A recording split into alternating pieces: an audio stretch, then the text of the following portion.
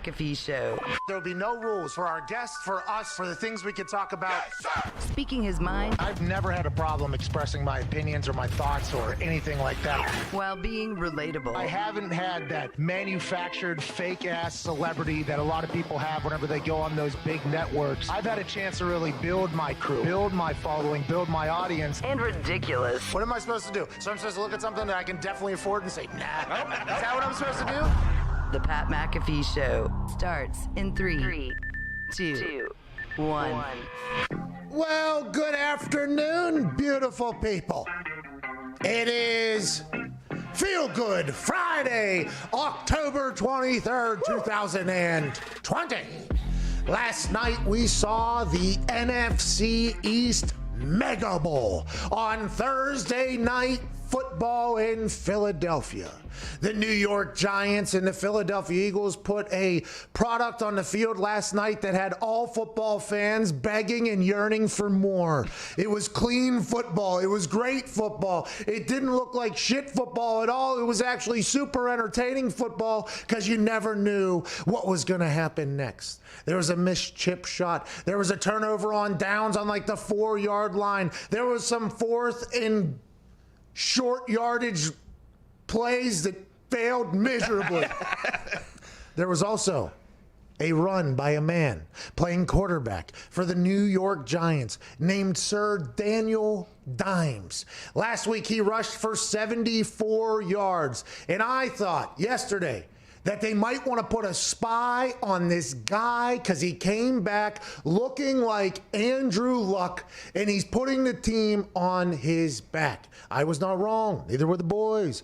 He popped open for a massive run. A run where he got himself up to 21.23 miles per hour, which is faster than Tyreek Hill this season, Lamar Jackson, and even Ben Roethlisberger. What? Yeah, he was faster than Ben Roethlisberger. Jeez. They had tracked his stats. He had a plus 400 to score a touchdown rushing at any time during the game that damn near every human I know personally bet because we thought after last week's rushing dominance, he would go back to the well. Well, he was in the open field all by himself in the 20-yard line, came up out of the ground like it was the first casket match in the WWE, and the hand pops out of the dirt, grabbed his leg, pushed him in the top of his back like a classic schoolboy, but from the front instead of the back, he stumbled and bumbled for 13 yards, and down he went in the wide open field, not rushing for a touchdown. Now, in the grand scheme of things, they ended up scoring a touchdown just moments later. It was an awesome touchdown, but the plus 400 bet didn't pay off. It looked like they were on their way to get a dub over the Philadelphia Eagles, a rivalry game in which the two franchises hate each other. I'm not sure if they currently do, but I know all the ex-players, ex-Eagles, ex-Giants hate each other. Talk a lot of shit going into it. And it looked like the Giants were going to win this game. It looked like the 1-5 Giants were going to go into the 1-4-1's Eagles house and steal a victory. But instead, Carson Wentz puts the team on his back after a drop by Evan Ingram that would have locked the game up for the New York Giants. Philadelphia Eagles win. New York Giants cover.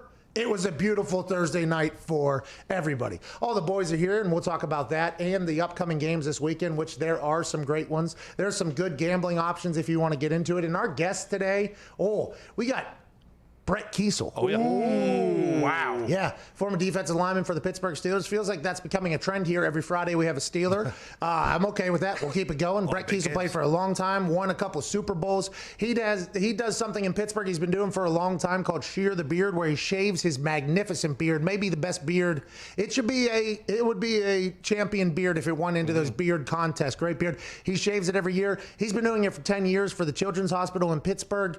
It has done so well and been so amazing They just made a mural of the man on the side of the hospital. Wow. Yeah, so it's one of those things. This guy is a living legend in Pittsburgh for good reason, for what he's done off the field and on the field. He's still very connected to the Pittsburgh Steelers team, and people said he's Ben Roethlisberger's best friend. I got questions. Cannot wait to chat with him. Also, we have Ariel Helwani from ESPN to talk about the humans fighting each other tomorrow over there in Abu Dhabi on an island.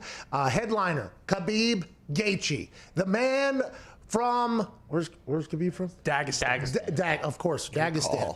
A man who wrestled bears, like actual live bears, wrestled bears, swam against a frozen river's current that was going at him, where if you watch the video, you can literally see the moments where you'd be dead and swept away. And there's like, it's a 20-second video or whatever. There's 10 moments of noted death. He turned sideways at one point and is swimming sideways against this is probably like stage 4 type current going into space. One of the most conditioned, trained, wrestling, legendary fighters in the history of the UFC, who currently has a record of 28-0, but only 4 fights coming to UFC, right, I do believe. If that's a number, it's a low number, whatever it is. So a lot of people say, yeah, he is the best probably at this moment. You can say that with his record, but he's only wrestled or fought a few times in the UFC. So is his competition up to snuff? He's got a guy who loves destruction in this guy named Gaethje, who I think he ended his interviews and he said, like, enjoy the chaos or enjoy the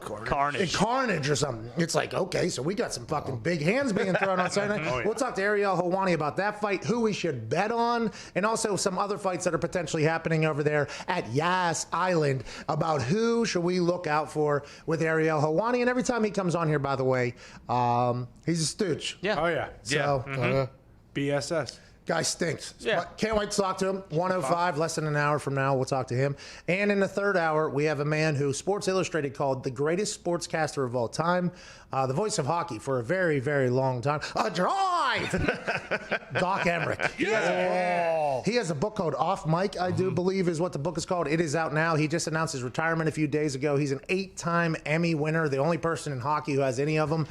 He's an actual doctor, has a PhD. That's why they call him Doc. Found that out this morning. Wow. Been doing a lot of learning about Doc Emmerich, and the more and more I learn about the human, the more and more thankful I am for my fanhood of him, because it's like sometimes you can like the way somebody goes about things, like they're, maybe it's music or maybe it's pundit or anything like that, And I have a real problem separating the artist from the art. Like if I don't like the person, even if it's a banger, there's no chance I'm gonna like I just can't do it. I like to know that I like people that I like, if that makes sense. Yeah. Turns out Doc Emmerich, by all accounts, is like one of the greatest humans ever exist. Can't wait to talk to him about his book and everything happening in his life. He's a Pirates fan, which is maybe the dumbest thing I've ever heard. But we will talk to him about all that. We have a great show today. We can't wait to have your conversations. 1-888-MAD-DOG-6. At Tone Diggs, you bet the under on last night's game. It got very close. Yeah, there was that was a roller coaster under last night. Last night was fucking awesome. It was kind of like when you watch golfers in the U.S. Open, and it's cool to see them struggle. It's kind of like what last night's game was. It kind of was like, oh, this is pretty fucking cool. This is awesome. And I am a noted this type of level of performance fan. I watched the MLS whenever they were down in Orlando. It was late night games, strictly because you never knew what was going to happen. A goalie was potentially going to have a ball passed to him, and he was going to kick the ground like 2 feet behind the ball, trip on his face, ball roll by. Somehow a defender will come and get it. He'll fall. His ass will hit the ball into the net. It was like that was possible. And also possible was a highlight reel free kick nasty. It was like the range of events that could happen in the MLS, I think, is so great. It's like high school soccer almost, where you'll see there's one person who was really good, and then you'll see some shit. That's what the MLS was down in Orlando, and I was a fan of it. Yeah. Last night, same exact situation. That's the NFC East. The range of things that could happen. I mean, there was a beautiful touch ball down the sideline. I mean, there was a highlight reel play down the sideline for the Philadelphia Eagles and their comeback win or whatever. And then there were some things that happened. You're just like, see, that can't happen in the NFL. It's awesome. I enjoyed the hell out of it. That's why it was the Mega Bowl. Yeah, it was a great watch. I would watch that. If they could have an NFC East game every Thursday night, I think that'd be ideal for all of us. The interesting thing about you, though, is you're a big football fan, right? Yeah. You bet so heavily on this thing that is banking on bad football, though. Like banking on people to get bad penalties, to miss kicks, to go for it on 4th down inside the 5-yard line, not get it, waste 6 minutes off the clock for nothing to happen. When you bet the under, you are hoping for failure, and that's a tough thing for me to fully understand, but it's been hitting for you pretty good. Well, Pat, misery loves company, and I love to watch other people fail too, so it's just something. So that is your style of football is failure football. Yeah. See, I like big plays. Well, that's Points. I like 64-yard field goals going through. You know, I like throwbacks where they're scoring. I think I like big runs. You know what I mean? I like pick sixes. Oh, yeah. I like strips, and I like whenever they pick up guys potentially and carry them into their own end zone. I like that type of stuff. Diggs watching that game last night from the eyes of somebody who's betting on the under is like he saw that missed 29-yard field goal, which very very rarely happens in the NFL, and Diggs is like, yeah, like he loves that. You know. Luckily, it's right before halftime, so I could go in the bathroom and, you know.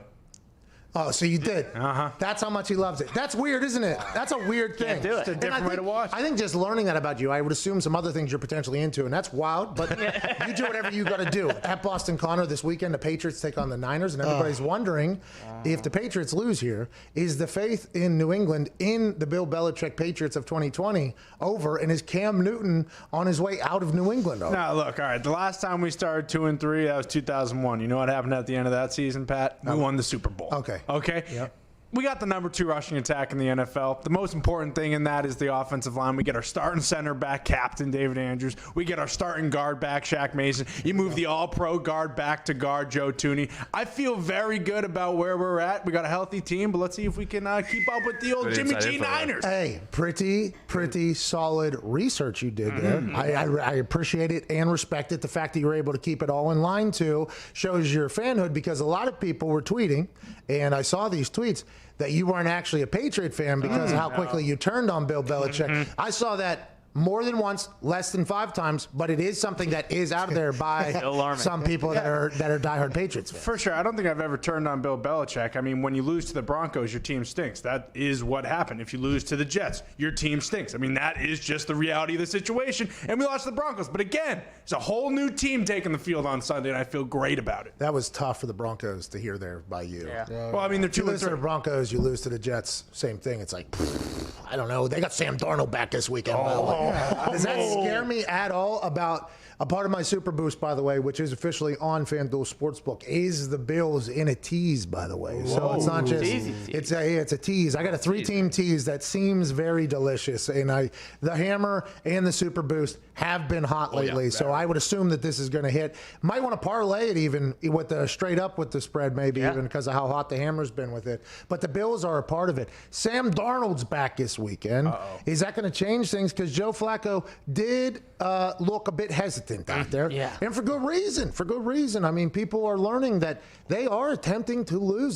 They're trading out those tackles on Sundays. They're trading out other positions on Mondays. It's an everything must go, including success in the New York Jets organization right now. Here's a question for you. When they oh boy. Nailed it. You got it. You got this. Danny Dimes' speed last night. When they tracked that speed last night. Sped. You got it. He sped down the field.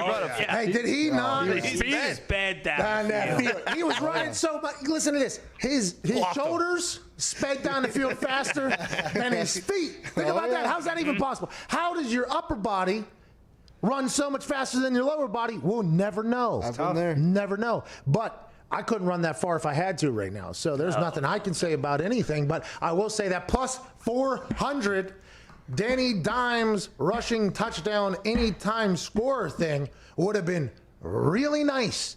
And I would also like to say that I think Twitter has softened up the GIFs whenever you search for things. Oh, what do you mean? Really? What do you mean? It feels like they've put like the softer one, like the son of a PG ones? beast thing popped up. I'd never seen that GIF before when searching for son of a bitch, which I have searched for before, and that one was up at the top. So it's like, I feel like Twitter potentially changed algorithm of GIF, just like they changed the retweet button that is 0 cents. Terrible. Makes absolutely no sense, but hey, Twitter's smarter than us, obviously. That's the right thing. Well, they want to promote quote tweets, I guess, so people will start interacting with people's tweets more, which I would assume they think is going to generate more interaction or whatever. But that button was down there still. Everybody knew what it was. It was right there the whole You got people that do Twitter. You got people that just watch Twitter. The people that do Twitter are the people that do Twitter. They'll figure it out. The people that are watching Twitter that can't figure it out, who cares? They're not the people that you need to help out in this situation. I've been on Twitter a long time. Don't need to be policing it. But every time they change it, I tend to not like it. Yeah. But then I just go, well, there ain't fucking anything I can do. So I'm just going to keep it moving. So it's a very interesting thing. But whenever you said sped there, what were you talking about? Before I had my CTE aneurysm there. Whoa. Okay. You mentioned Joe Flacco. I mean, When you ran. sneeze, I've heard, you got to let that out. Because aneurysms, you Not hold a good. man, you get an aneurysm. Be bad. Einstein. Flacco took an 80-yard sack last week where I believe he was running 22 miles per hour, but it was the wrong direction. So I was wondering if they calculated that into the fastest smart. quarterback this season. Yeah, well, I do like these new stats and analytics they have for the freaks on the field, by the way. Like, when we learned that Derrick Henry was running what, 21.26 miles an hour or whatever, and then you just look at his height and his weight. I wish they would also put out, like, standard human at his height and weight speed. You know what I mean? Yeah. We need What's that? a denominator. We need to know what everybody else is doing. Like, I think that's my favorite part of Run Rich Run each year. Like Run Rich Run, where Rich Eisen runs a 40 in his suit and he raises a bunch of money and it's become a spectacle of the combine. And maybe I'm saying that because we're here in Indianapolis and it's talked about here in Indianapolis a lot. I enjoy that. But I think the reason why I appreciate it so much, now, aside from how much money it raises and humans it help, but strictly from a sports standpoint, is you get a chance to see what like a human looks like. And Rich is, by the way, not like a out of shape. He's like I believe he eats healthy. He is a perfect depiction of like, this is what a normal human does. Okay, so that you tweeting at home or whatever, and then this is what was his name? Dion Sanders? No, what was Dion Sanders? Sky? What was his character's name? Oh my God, I should know this. He ran Rich backwards though, so it was like, this is a retired, now graded in the conversation, best athlete of all time, Dion Sanders. He's retired. He's now double the age of most football players in the NFL, and he's running backwards. You see, and he's going at the same speed as Rich. That is, I think, the cool thing, and I wish they would start doing that with those stats, like the Derrick Henry 21.26. Like, I wish they would do something with that stat where they're like, okay, this would be speeding in 80% of the school zones across America. Like, I wish they would dive into it a little bit to give people a complete understanding, because whenever you compare this run with Derrick Henry's run, you're like, oh, everybody runs 21.23 miles an hour. It's like, no, this is an incredible thing right here. This is outrageous. And maybe if he didn't know he could reach that speed and his shoulders didn't, and they're like, oh shit, it's like, I didn't even know we could get here, and he did it. That was a spectacle of a run last night. And obviously the only thing that's being talked about is they were trying to compare it to the butt fumble, I heard. Yeah. Really? Are you kidding me? And by the way, completely unfair for Mark Sanchez to even end up in that position. Like, that absolutely sucks. Your guy gets blown up and you I mean, that's an unfortunate situation for Mark Sanchez, but they're talking about it like they're going to talk about it like that, because that thing got blown out of proportion, obviously insane. They're saying this is like that. I'm like, really? I don't. 80-yard game. By the way, I don't think either are that bad. A touchdown. Either aren't that. You're going to get got in football. That's going to happen. The way it happened, obviously, being New York and Sanchez. I mean, it was a pot there for definitely. But I didn't think it was like that bad. I was like, I mean, I lost a lot of money here because of the plus 400 bet, but I didn't think it was that bad. Do we think if he wasn't that yoked, his upper body wasn't so heavy? Viva Lazito just makes a great point there. Yeah. Maybe, whenever you have a friend who is real short, freshman year. Oh, yeah. Freshman year in high school, then they hit a growth spurt like that's obnoxious almost, and they don't know what to do with their body. You know what I mean? It's like Jacob Sully when he got in that Avatar for the first time. You don't really know what to do with your body. It's a bit wobbly. That's what happened to Daniel Dimes, because he got so yoked up. His lower half isn't expecting the upstairs to be as jacked. That is something we should talk about at Viva Lazito. You're asking the right questions there. At Ty Schmidt, this kills the ratings for our show, but we should talk about it. Big Ten football is back this weekend, and the Iowa Hawkeyes have a game that I very much like the spread in at -3.5 against the Purdue Boilermakers. You know what? Hawks, they, like you said, they've been ready to go for a while now. They wanted to play when the Big Ten said no. I believe they have already had a COVID outbreak. I think that happened not too long after the Big Ten wasn't playing anymore. That a bunch of players test positive. So, that's in the rearview mirror. Don't need to worry about it. Kirk's boys are ready to go. I mean, Kirk's dogs are ready to go. It's as simple as that. They're going to come out. They're going to pound Purdue. And, I think they could maybe, sneak into the CFB playoff title contention this year. Yeah. I'll tell you, I will say this. It was a point I made on College Game Day last week, which, by the way, me sitting on this seat at this desk on College Game Day is hilarious to me. Just want to let everybody know that I understand that it should not be happening and I should not be there. But me being there is awesome. Zito works for College Game Day. Oh, yeah. Baby Z. Zito actually works for College Game Day. He gets emails to join conference calls and Zooms for College Game Day for the production side because Zito is back there kind of plugging things in and doing the whole connection thing. We understand that this is very dumb. I understand that. That Iowa team is a team that I do believe potentially could fall into I would like to bet them this weekend. But the thought of them only having 8 weeks to complete an 8-week schedule with no wiggle room at all. And we've looked around everywhere else.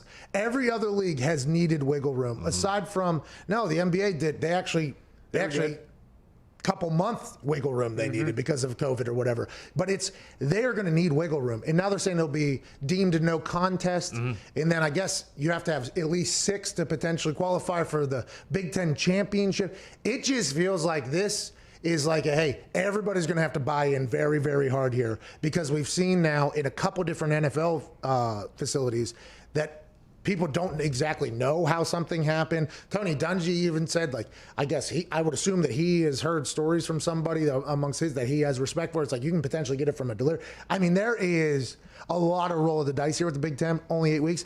If you're every other conference that's playing right now, and you have 10, 11 games or whatever, and you were able to pull it off, and you got a team like Iowa who was only able to complete 5 games or 6 games, and that got them in the Big Ten thing, I assume those voices are going to be very loud about trying to keep them out of the college football playoff. Now, will the committee do that? I'm not 100% sure, but I think fans, natural reaction from the Big 12, because Big 12 is cannibalizing itself. They're going to have a one-loss team at the end of that thing. You know what I mean? If you're from the SEC, the ACC, obviously, who has Clemson in there, who's steamrolling people, and maybe you have one loss, it's going to be interesting to hear all the other people be like, and how about Cincinnati, who might go in, BYU, who might go into these teams that might go undefeated with full season. Now, BYU missed a couple weeks because they had to miss a couple games, but it feels like that's something that could come very loudly. We have to get to a break, but that could be probably. Yeah, it'll be interesting to see what they do because I think realistically the only shot is they want Ohio State in there. So even if Ohio State goes 5-0 and can't play, then we'll see what happens. All right, we have to get to a break. Brett Kiesel joins us on the other side 23 minutes into this show on this Feel Good Friday, October 23rd. This is the Pat McAfee Show. You have 4 minutes, and then Brett Kiesel will join us. Good luck with it. Honestly, I hope you do something good with those 4 minutes. We'll see you on the other side.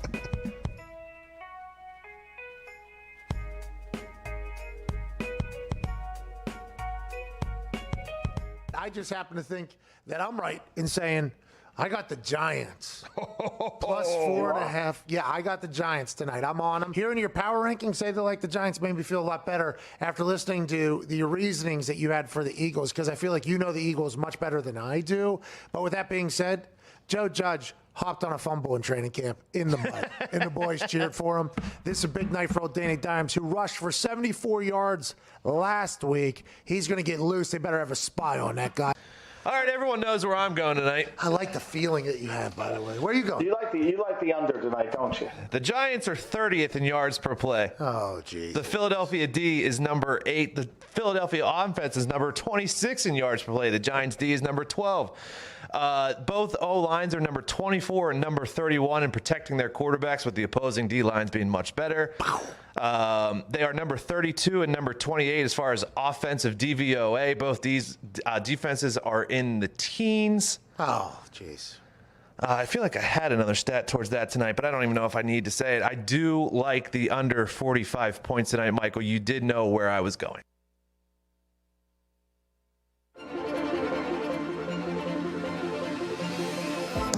Patriots, minus 11. Hammer that thing as hard as you possibly can. I am a guy that moves lines with this bad boy. You know, me and this guy here, this hammer, we've been making money together for a long time.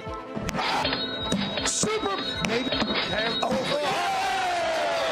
You whip out your hammer and you swing it not only like a windmill dunk, like a son of a bitch, but you swing that thing to try to break the button on the FanDuel thing, and you hammer the Tampa Bay Buccaneers.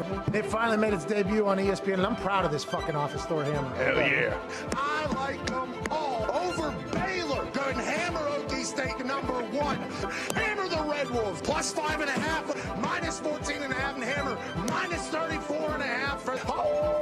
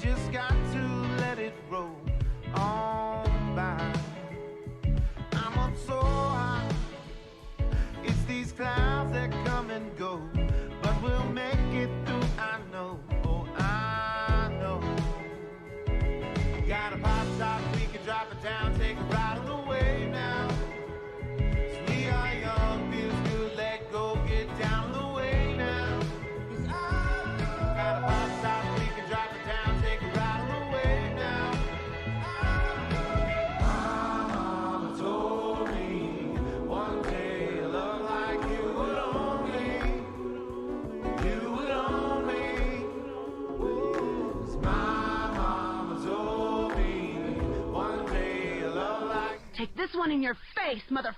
The Pat McAfee Show on Mad Dog Sports Radio. That was lovely. What was that? I don't know. I did not know that was bump coming. straight into this song. Great bump into this. Jeez, this song has a little different vibe than the bump. Welcome back on this Feel Good Friday, October 23rd, 2020. Joining us now is a man who is obviously a legend on the football field with Pittsburgh Steelers, winning a couple of Super Bowls. And not only is he a legend in the facial hair community because his beard and his mustache, a part of the beard, is one of the most gorgeous things to potentially ever grace somebody's face if you're into that sort of thing, which we are over here in this office. And also off the field, one of the biggest legends to ever go into the NFL. His Shear the Beard campaign for the Children's Hospital in Pittsburgh over the last 10 years has been so awesome that there's a mural of him in there because of how great he's given back to the city of Pittsburgh. Ladies and gentlemen, the incredibly handsome Brett Kiesel.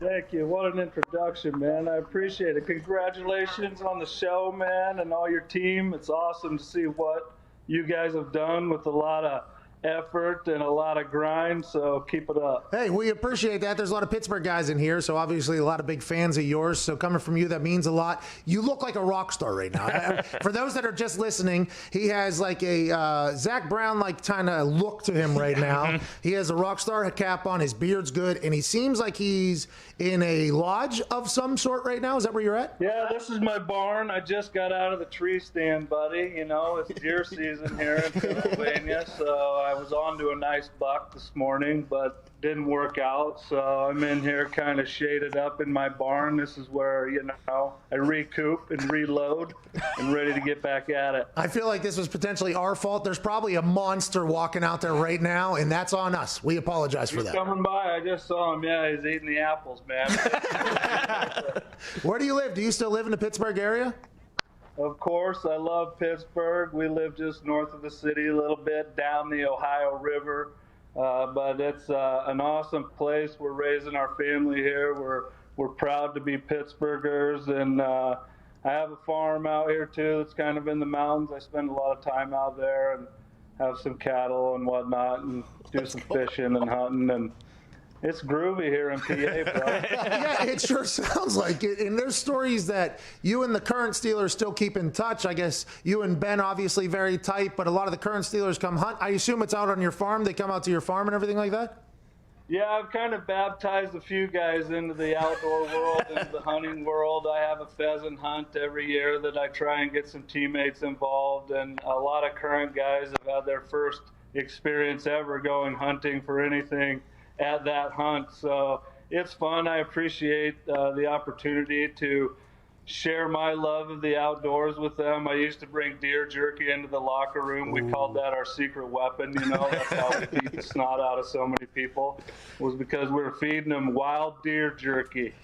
Well, little did you know that some people you're playing against were actually eating the antlers that were on top of the deer, as opposed to Right. Yeah, you should have thought about that. You should have thought about that. That was a secret weapon there for a while. But what is it about that Steelers culture, you think? Because that is, now granted, the consistency at the head coaching position, I think they've only had 3 in like the last 50 years. Legitimately, I think that is an actual stat there. But what is it about that culture that now you're still in touch with them? I think like Ike Taylor still feels very much still a part of the thing. Like it feels like that it is a it feels like the Steelers organization is an actual family. You definitely feel like that, right, when you come in the locker room of the family, and that's why it's such a special locker room. You know, it comes from the veterans. I think it started back in the 70s when they drafted Mean Joe, and he kind of set the standard. He was tired of losing, didn't want to be a terrible team, didn't want to be a part of that. And that 70s era kind of set the culture there. And, of course, it's been in one family the whole time. They're at every practice. They're at every meal. They're at every party. They really show up for the team and are a great leadership environment for, you know, guys coming in trying to make it. And when you get in there, you know that you have a great fan base that's going to sell out every time at Heinz Field, and you're going to go out there and play for loyal fans every Sunday, even on the road. Yeah, Ike Taylor told us that Tomlin told him, when you win a Super Bowl in Pittsburgh, you're on scholarship for life or whatever, because of how much the Steelers fans love him. And I would assume that is potentially part of the reason why you've stuck around there, is because how great fans have treated you since winning. It feels like this is a year, by the way, that is very reminiscent of the teams that you guys were a part of, where the defense was dominant, offense could score points. This team this year, with your buddy Ben coming back and playing just as good as he was a few years ago whenever he was at his toughest game, it's got to be a good time to be a part of that Steelers family. It's awesome. You can feel the buzz around. The team is keeping their head down and staying on the grind and staying humbled and looking for their next opponent. Coach Tomlin does a great job of keeping his team motivated and focused on the task at hand. And it's great to see, because, I mean, I remember, I feel bad when Ben got hurt. We had a conversation. I was sitting in this chair, and I told him, I said, you know, you had a great career. It was great. Retirement's groovy. You know, you'll enjoy the afterlife. Life after football is what you make it, all that good stuff. And he's like, what the hell are you talking about, dude? And I said, well, you know, that's a pretty drastic injury you had, and I don't know, man. And he's like, oh, I'm coming back. I'm coming back, and I'm going to win another one. Oh, let's go. I love it. I love it, because that's how he always has been. He's always been so competitive, always loves it when people count him out, and he's always in it to win it, and we always knew we had a chance to go all the way with him under center. So it's great to see them clicking. They're just getting started. That team's got a lot of weapons, and I'm sure a lot of plays that they haven't even laid out yet. So this is a big game coming up this week when both teams are going to kind of get after it, and everyone's waiting, and I am one of those people. Is that one of those games where, you know, the media makes it out like, oh, this is going to be a fist fight. Like, this is the type of team. It's going to be a knockdown, drag-out fight. I obviously played a position where I was in a fist fight every single game. Okay, at punter, you know, I was in a... No doubt. I get you, man. And I know you covered every punt, too, like your life depended on it, Bat, right? Yeah, every single one. Every single one. But the the thought of being in a position where it is hand-to-hand combat every single play, whenever you have one of these games, especially back in the day, I mean, the AFC North back in the day, it was like that every single weekend, but do you know, like, you're in for it? Like, this week, the Titans and the Steelers, two undefeated teams, two, just bully-like football teams at this point. They know that they're going in to just swing, and this is what's going to, it's going to hurt, but this is what we got to do. Is that the mindset? It is going to be a bloodbath up front. It has to be. The game is won and lost up front. I've always believed that. Coach LeBeau used to come by the big boys table when he'd start our meeting and be like, it starts with us. If it breaks down up here, we don't stand a chance. So it starts with those guys and ends with those guys, in my opinion. And the defensive line that gets after the quarterback can cause turnovers, can cause quick throws, things like that is going to be a big impact. And if we can't stop Big Henry from choo-choo training his way down the track all the way to the end zone like he's been tossing people left and right, it's going to be a long day for Pittsburgh.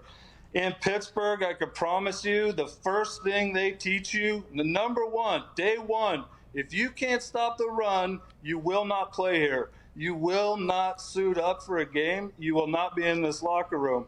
So believe me, it's preached in there. They better be able to stop the run no matter who's running the ball. Brett, in Pittsburgh, we always know the guys on the outside rushing the passer get all the credit. How much do you love now that Cam Hayward and Stephon Tuitt are getting credit as well? Because, I mean, you and Aaron Smith were the linchpins of that defense. Didn't get enough credit. Well, tip my hat to you, my brother. Hey, good hats. By the way, good hats, you two. Good hats, you two.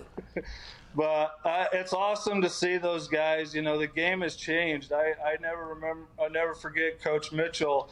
When I used to get on the edge and try and get after the quarterback, he's like, that's not your job. Your job is not to get on the edge. Your job is to push the pocket and pressure the quarterback into making a bad throw. And things have changed now. These guys are really being able to get on the gap, and Cam and Tuitt are freak athletes. They're freakishly strong, they're freakishly angry, and they love hunting quarterbacks. And it's awesome to see them getting the love that they deserve, because down in there, it's a grind, and it starts right there. Keith, you were one of the few guys who was fortunate enough to play for Coach Carr and Mike T. What was that like, transitioning from one to the other and the different styles that they used? That's a great Pittsburghese, bro. Down in that. It was awesome to play for both because I learned so much from both.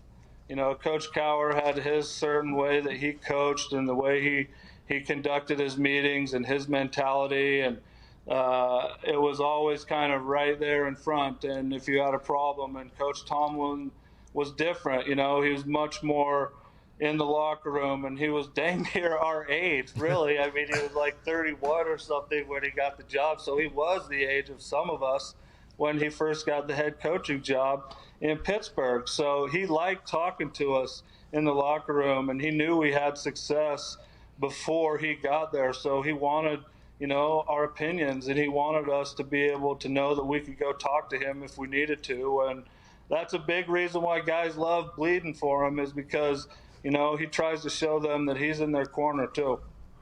Yeah, Brett, when you think about your guys' Super Bowl defenses that you had, they were unbelievable. When you look at the team this year, what are the similarities and what are the differences that you see? Well, the similarities are, the defense is really playing good. The defense is ranked up there on the top, I think, in most every category right now. That's basically how we were. We would keep track, where we stack up in the league, who's playing tough. So they're keeping track too. They want to be number one. I think, having Ben and the weapons he's got right now is a little bit different maybe. I don't know if when we were playing there was as many weapons on offense. It was grind the game out, running the ball.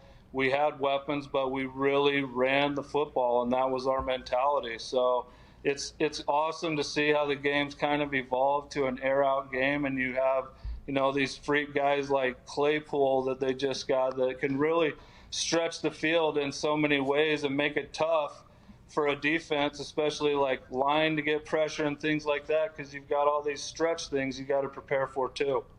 Whenever you guys are looking at other defenses that you're competing against to become the number one defense, are you looking like, oh, those guys are getting 2 sacks a game and a couple of, like, is that you guys like, okay, we have to, or is it just like kind of just keeping an eye on what everybody's doing? Is it like an actual, okay, they're getting like 3, we need to get 4 sacks a game. This is the number we need to get to?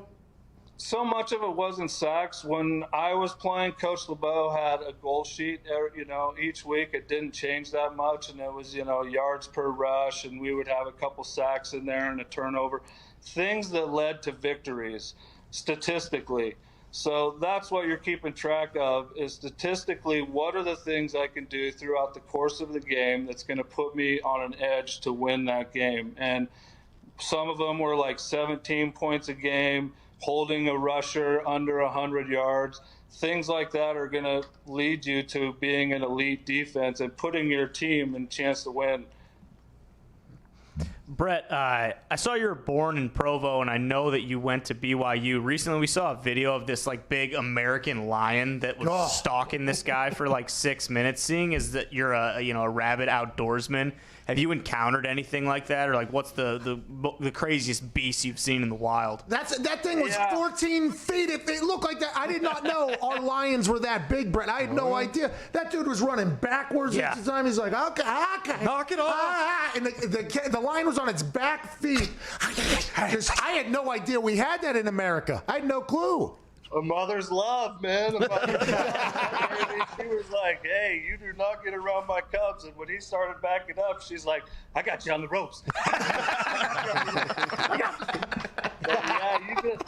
You live in the wild, and it's freaky out there. Nature is in control. I just got back from a 10-day trip to Alaska hunting moose. Woo. And we lived on the river for 10 days, and we lived out there, and it is wild, and you better be prepared if you step out into the wild on what to do if you are encountered by a predator that could be there. So there are those out in the woods. You need to know what to do, and if I would give you some advice, man, just grab him by the neck, give him a wrestle, like a single leg takedown, hit him in a single hold, and walk off. You'll be fine. It's easy to say when you're like 6'2", Brett, like that. Brett, we cannot be the show that is known as giving out safety advice with an American lion. Take a single leg, okay? Then get its back like you're Steve Irwin on a damn crocodile, okay? Then get in a rear naked. In a rear naked. You guys are the wrestlers, right? I mean, I thought you would know that terminology, right? I mean, we did. It is freaky out there sometimes. I've hunted before in grizzly territory and things like that, and you have to be careful. You gotta, if you're going out, why not pack a thing of pepper spray or bear spray? They sell them at all the stores you can get. If you're going in the wild, it's easy to pack one of those and hook it right on your belt. That's what we had to do when we were out in Alaska. So that's an easy fix. If you get into trouble with a predator coming at you, hit them with some pepper spray, and that'll usually fix it. Yeah, hey, great. See, look what you just did right there. Look at that. We just saved lives. We just saved lives there. It's a good show. That's what we do here on this show, right? That's right. We save lives. Well, how did you know it was time to retire? You had a hell of a career, man. A hell of a career. You were on top of the world. How did you know it was time? Oh, the old body told me. My last snap was against the Saints here in Pittsburgh in November, and the tricep ripped right off my elbow. Jeez. And it was just time. I really did want to come back. I trained and everything to get my tricep as close to back to normal as I could, but, I could just feel like it was time, and I didn't want to play for any other team other than Pittsburgh. I'd spent my whole career here in Pittsburgh, and they kind of helped with that decision, letting me know that, look, your injury sheet is like this big, buddy, and there's 2 of them.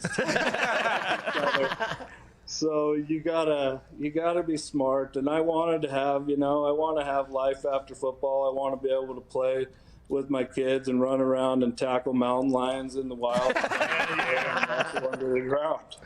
Well, congratulations. It looks like you're enjoying the hell out of your life. We can't thank you enough for joining us, boss.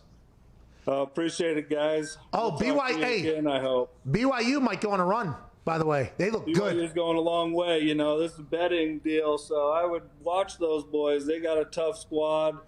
And I like Pittsburgh this week, too. Did you? Know that. Amen. We like Pittsburgh as well in this game, not strictly because we come from Pittsburgh and you joined our show and you're on here currently, but also because I just think they'll be able to stop Derek more than Tennessee will be able to stop Ben in that offense. That's just simple betting for me. That's just how I feel like it's going to work out. That BYU team, though, I was teammates with Austin Collie, and it was when Mitt Romney was running for president. So we were doing a cardio session next to each other. And I was like, hey, Austin, I just want to kind of learn about this guy who could potentially be our president a little bit, what he believes, because I didn't know anything about the religion or anything like that. He told me about his experience at BYU. His freshman year, he had like 8 touchdowns or something. He broke like a bunch of BYU records as a freshman.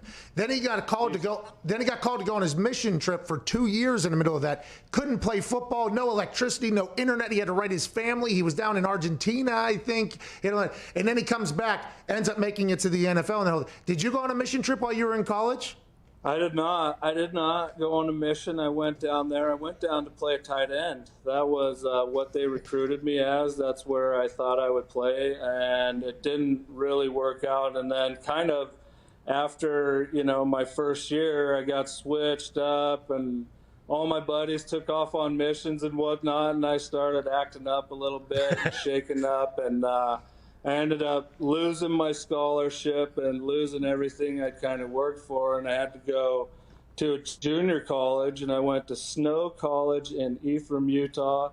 I switched from tight end to defense and played 1 semester at Snow College, and it was great for me because I realized what I'd lost. Instead of getting cleats and gloves and stuff with my scholarship and my books paid, I had to buy all those things, and I had to save money to pay for all the things I needed during, my semester down there. So it was a great learning experience, getting knocked on your butt and realizing the opportunity maybe you could do. And luckily BYU brought me back, and I was able to finish my junior and senior year there, and playing defense, and then Pittsburgh drafted me with the 242nd pick. Yeah. I was 222, and they always say the span from 221 to 243, that is where all the ballers are created. Ladies and gentlemen, 2-time Super Bowl champ from his barn. Good luck this afternoon in the stand, Brett Kiesel. Thank you, sir. Cheers, guys. Thank Cheers. you. Yeah, you too, man. He's awesome. What a legend. Good guy. Yeah. Good guy there. He's calling it his barn. He's enjoying retirement. Growing up in Pittsburgh, there is surprisingly a lot of people that hunt, obviously. Oh, yeah. You get first day of buck season off, so it's like one of those things in Pittsburgh. What? Yeah, it's real. Like No Pittsburgh. school. Pittsburgh's like that, by the way. That is what Pittsburgh is. Huh. Yeah, just gritty. Hey, we're going to go do it, what we got to do out there. I do believe from learning from my old man was a big outdoors guy, loved to go hunt. My brother and I did it a few times. It just wasn't really my thing, you know what I mean? But my dad, very much into it. By the way, I can still shoot a gun, though. It's not get crazy. I do have like Hawkeye on that thing. I have to have it. But I do believe the deer move in the morning. Like right now is not a good time. He's going to have to wait probably another 5 hours for anything to happen. Dusk is when they move. And that is also at my house. I have a family of deer. We see them in the morning. They're out there in the back. Yeah. And then at the night, you see them. And just a couple weeks ago, the coyote knew their... Coyotes out there now? They knew their movement patterns as well, it turns out. The coyotes didn't get him. Well, the coyote caught one of our deer, and I'll tell you what. That's a shame. Did it really? Was a brutal thing in the backyard. What about the Don't raccoons? let the coyote pick up the raccoons. No, the raccoons are good. Don't you worry about the raccoons. For now. Oh, come Until on. the apex predator finds them. You were putting yourself in quite a spot. Oh, you're talking about potential Heartbreak City whenever this all ends terribly? When? Wait until you got a mountain lion in your backyard because it's a feast zone. I did not know. It's a game trail. I did not know that these coyotes are this vicious. Oh, yeah. There was a pool of blood in my backyard. Yeah. 2 of them. And it was just dragged. It was insane. I had no idea. Very tender meat. They love it. Could not. I took my dogs out in the backfield to go on a run. Not a good idea. You know what I mean? Oh, jeez. I forgot about it. It was like 2 weeks later. I completely forgot about it. We're out there. Old Chuck the Corgi's fucking got his nose to the ground. What is it? Oh, it's a skull of a deer. I'm like, oh my God, get out of here. Get out of here. Good God. That was one of your pet brothers or sisters. It was bad. I think you're gonna tell me he was running with a limb in his mouth. No, he was booping the head. Oh, like, jeez. He does a boop thing with his nose. The corgi just boop, boop, boop, boop. That thing, like he'll let you know when he needs something. Like bang, bang, bang. Got to piss. Like you know what I mean? It's goddamn graveyard back there. He went there and was just going nose to nose with a skull of a deer. It was a bad scene. I was dad of the year. I had to get him out of there. I had to distract him. You need to get some claymores around the perimeter. What's that? You need to set up some claymores around the perimeter. Like Drew McIntyre kick? Is that what? That'd be a good idea. Well, Bringing McIntyre. It's like anti-tank mine in case those things come back. The coyotes? Yeah. The coyotes are not good for the harmony of the house. No. I will say. It does feel like everybody's on edge when the coyotes are back there. And I seen them just run down the street one day when I was coming home. We landed late night. It was like 2, 3 a.m. or whatever. And I'm driving home. And I got like a little bit of a country road I have to drive down to get to my house. This thing was just running down the street like we were past like two ships in the night. It was just jogging right down the middle of the street. I was like, is that a fucking dog? Somebody needs to get that dog some food. And I look at it. It's like, it got blood. Is that a coyote? That's a coyote. And that thing's just running around. Probably just got done murdering. Yeah, exact belly full of deer brains. Yeah. Anyways, Brett Kiesel's out there looking for that right now. Yeah, that's right. Hopefully, that's how we started that conversation. Hopefully, he gets everything he could possibly want out there. At Viva Lazito, your poll today is one I'm very intrigued by, and we didn't get a chance to get to it earlier because ADD or whatever. But what is the poll? Yep. Who's currently leading it, and how do you feel it's going to go? Yeah. So, which undefeated team is most likely to be defeated this weekend? We have Titans on there, 46.3%, Steelers, 34.1%, and Seahawks, 19.5%. And I do feel like the Titans are going down. Everybody in the internet, it feels like, thinks that the Steelers are going to beat the Titans over 10,000 votes. The Steelers will have a new punter this weekend. Oh, that's bad. Big news. Dustin Colquitt, formerly of the Kansas City Chiefs for 17 years, signed with the Pittsburgh Steelers after they released Jordan Berry, who had been there for 5 years, I believe, 4 or 5 years, whatever it was.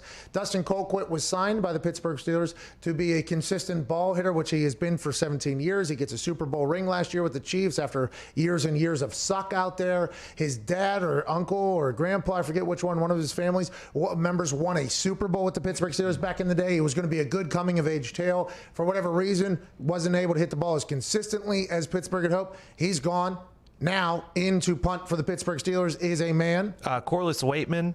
He is a rookie by the way of South Alabama, by the way of, I believe, Florida, and then the Netherlands and Belgium. Really? Wow. World traveler. He was born in Belgium, raised in the Netherlands. He went to high school in Florida, I believe, and then went to South Alabama. And then now on Steelers. That's what I'm talking about. Cornelius. He's a lefty, I believe, so they're back. Corliss, have some goddamn respect. And I would like everybody to know, by the way, they did not say that was his name this morning either. So that was the 5th name you and I have both heard from them about what the name of the punter was. Yeah, I thought Cornelius. No, that's exactly what we told you. No, it was nowhere near Corliss. Corliss Waitman. I did not hear a cordless reference anywhere this morning. You guys, said Cam, I think. Like Cameron, I think you guys said. They call him cell phone? Nah, that's not what you guys said. But he's going to go in there and bomb balls, hopefully. And it was surprising to me as well that they said that name because that was not the name that was said this morning. Think about switching it to Cornelius because that sounds beautiful. Cornelius, great name. I posted a video. I posted a video this morning of me punting like 5 months ago. Just stir the pot a little bit. Just stir the pot. Just stir the pot a little bit. Still there. Some good emojis. I am hammering the ball though. I went out and punted some the other night just as a another workout, just because I was getting bored doing what I was doing.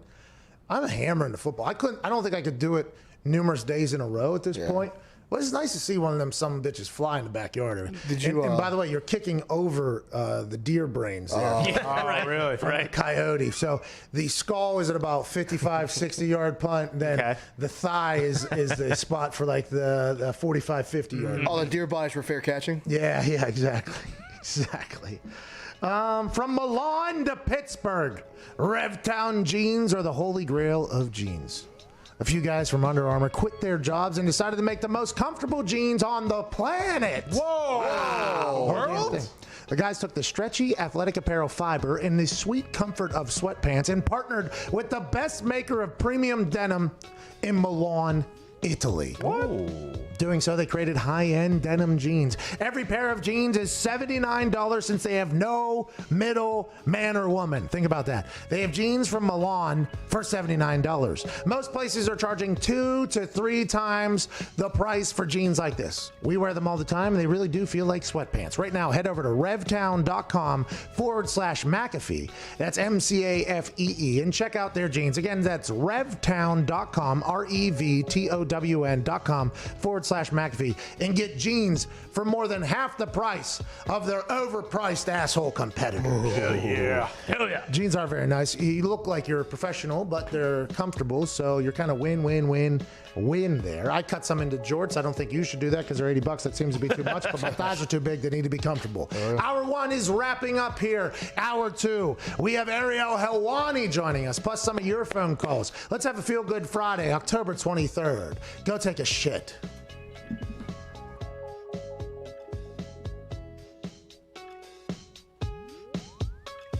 You said in the interview that you would add an extra finger to your scotch drink or whatever. A finger is just what? Just one finger this way or this way? Yeah, like this, bro. So did you do 4 on Sunday? You did a full fucking glass? It was a long night. We didn't get home. I didn't get home till like 11:40. Look at how much scotch that is. Is that what you did? It's not that much. That's 4 fingers, dude. You said you normally do 3. That's 4 right there. But you have those fat sausages. Okay. It hasn't been cordial over the years between me and Sue. You know, we've had some battles over the years. I think I mentioned that he got frozen feet and didn't realize he was stepping on my calf. He also stomped on one of my teammates at one point. I was under the impression that we were going to have a conversation after the game. And there might have been some loss in translation, whether or not he was talking about the, see you at the bus conversation. I thought it seemed more like, hey, let's have a little, come to Jesus moment. I was looking for that conversation. I didn't know how it was going to go. I didn't think it was going to, look, I'm not going to play number 2. Do you think it was the 3 pumps that potentially got you into deep shit with the football gods, Aaron? You, of all people, a man who is celebrated as much as anybody at your position, you must realize whether necessary or unnecessary. The celebrations have no correlation in that sense. You needed a kick in the ass. Do you just think everybody was getting kind of too comfortable and had a bye week and had a chance to soak it in? Hey, we're very, very good. Is that what you meant by that? I mean, I think we all need that a little bit. When the complacency starts to sink in and you start kind of feeling yourself a little bit, it's always good to kind of get knocked down. And I think it can be a good thing. I'm not saying, look, nobody wants to lose to fucking figure things out. Great teams have consistent habits. And so we got to keep doing the things that got us to 4-0 in order to get back to where we want to be. Here, huh? Yeah. Here. Attaboy, Aaron! I know you were an extra in Game of Thrones. I wanted to get your opinion on how you think the show ended. So I think many of us were disappointed and confused by the ending. Which one were you? Do you know which one you were yet? The guy running duck-footed heel first with his arms splaying all about. Yeah, no cakes. Weak jaw turned into the alley. Was that you? I think that guy's related to AJ somehow. Oh, shit!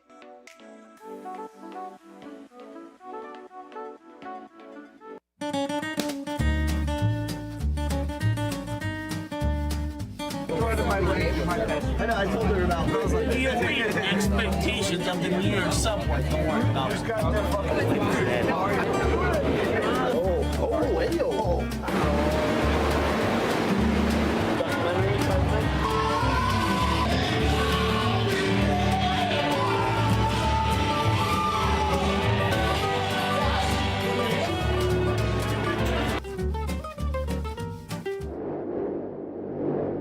I can hear that roar from the crowd. It's from Pat McAfee. This environment is electric. We just walked in here, and I'm expecting some magical stuff to happen here this evening. The guy who lost, he's been arrested and reported 13 times. A baker's dozen is a lot of times to get caught doing something wrong and go into jail.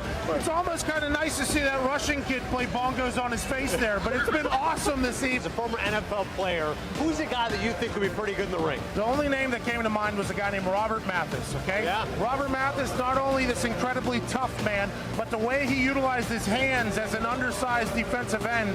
The human cockfighting world is one that I am very intrigued by. The amount of training, the amount of discipline, the amount of strategery, everything about it.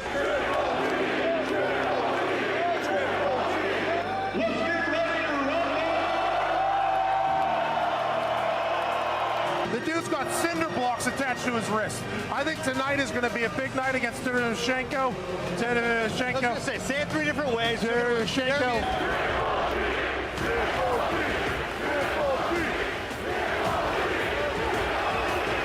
But I just think Triple G is such a magnetic fighter, and that's why this place is lit up the way it is. I was told not to blink, keep my eyes open. I brought Visine, I brought the vitamins, and I am expecting something awesome to happen.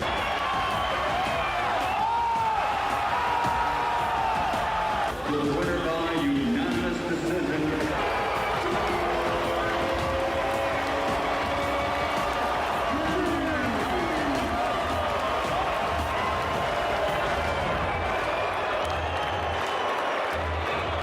Hey, wait, are we on the screen right now? The big screen in Madison Square Garden? Hey, Mama, we made it.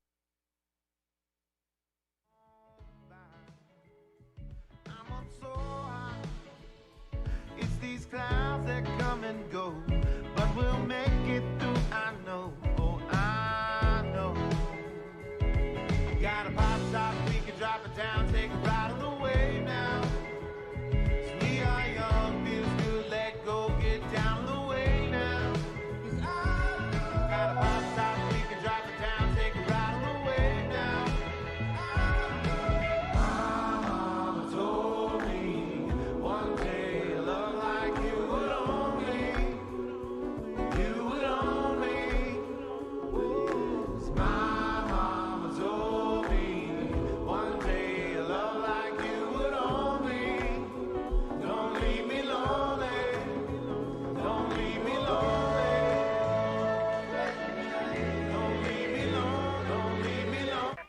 The Pat McAfee Show. There'll be no rules for our guests, for us, for the things we can talk about.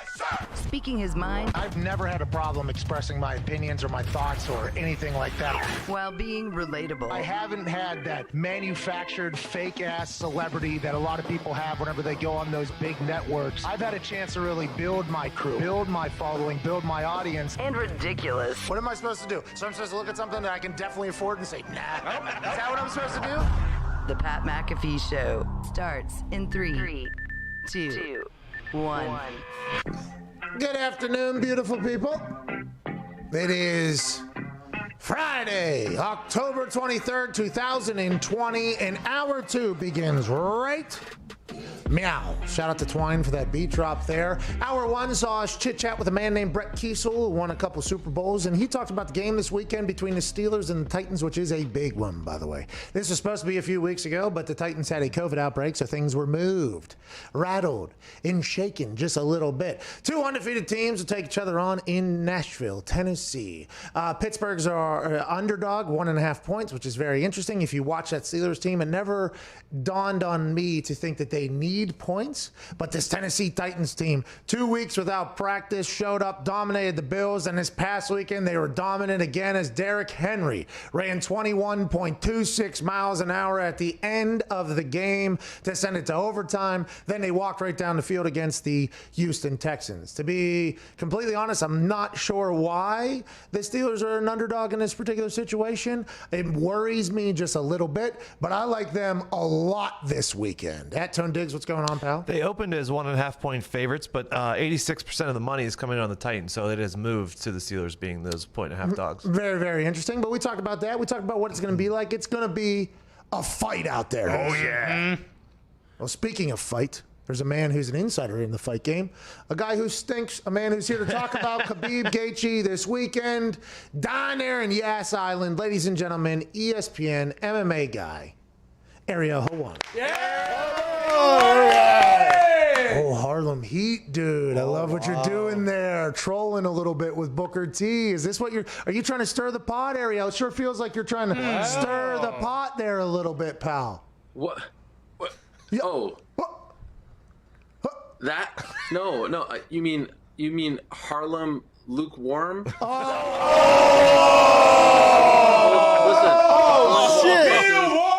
I haven't haven't seen Booker T since I laid the verbal smackdown on him on my highly rated show, DC and Helwani, a couple weeks ago. I was wondering if you guys could tell me if you have heard from him. And I just wanted to remind you what he looked like in his prime when he was riding the coattails of his more talented brother, Stevie Ray. Wow. That's all. I come in peace. I come in peace. I swear. I think you got those backwards, but I like where your head's at there. You pointed the wrong shoulder, but hey. Come on. I'm trying to do it the opposite way. Yeah. Of course. Well, by the way, Booker T would be able to do that because he's a far superior athlete than you will ever be in your entire life. And would beat the hell out of you. But that is not what we're here to talk about. We're not here to talk about bug windshield fight, Booker T, Ariel Helwani. On one of your shows, by the way, do you just have a show with every human that's ever fought in a cage before? Because you got Ariel and the bad guy, you got DC and Ariel. Like, you have a collection of podcasts over there for all the fighters could possibly need. Well, the thing is, a lot of these fighters have become friends, and unfortunately, when they were fighting, they didn't make a ton of money. So now that they're retired and they're not active anymore, I feel like it's part of my duty to bring them along and set them up for their future. So, I gave Chael the handout 2.5 years ago. DC just retired. I gave him the handout as well. I'm trying to give him the rub. I'm trying to put them over. Sort of like what you're doing to those guys over at NXT. But I have to say, Pat, you have a brand that is up here. You're aligning yourself with two guys who, if they walked into my house right now and slapped me in the face, I wouldn't know who those jabrones are. And you wouldn't know who they were because you'd be slapped right to CTE City, stupid ass. They walk in your house. Are you kidding me? Danny Burch used to run the streets of London just beating the hell out of everybody. Only Lorcan up there in Boston. They walk into your house, by the way, they would take everything you have, slap you in the mouth. You go to CTE City, be like Men in Black when Will Smith showed up with that little thing. That's what it would be like. Look here, bang, dead, don't remember a single thing. That's all the reason why you wouldn't know who they were, Ariel. Get the hell out. I mean, it looks like generic tag team guy. What is it? 1989 jobbers from Maple Leaf Wrestling. You're a scumbag. You could do better. Look at this. Oh, really cool creative trunks you guys got there. Black trunks. Wow. They're old school, Ariel. They're old school. Sponsorship. Look, can we trim that thing up there? It's disgusting. Come on. Oh my, they're old school, and they beat your ass. And those two that you're referring to right there in a negative fashion are the current NXT Tag Team Champions.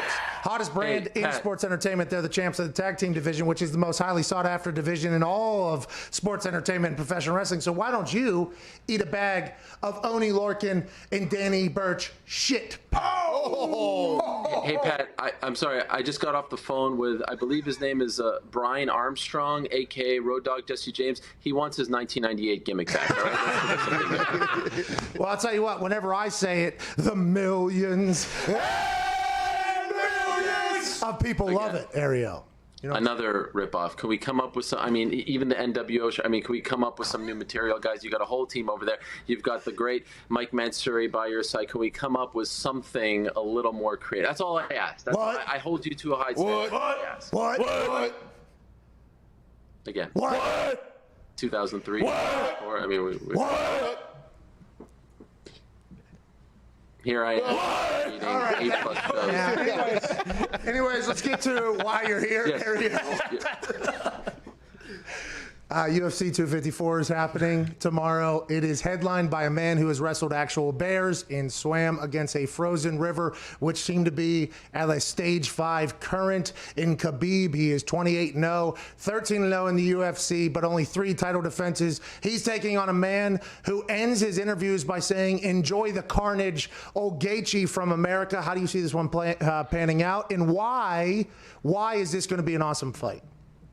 All right. Well, there's a lot there, and I'm sure Dana will tell you on the Instagram Live later today. But I'll beat him to the punch and give you the real lowdown here. This is a fascinating fight for multiple reasons. Number one, Khabib, as you may know, is a perfect 28-0.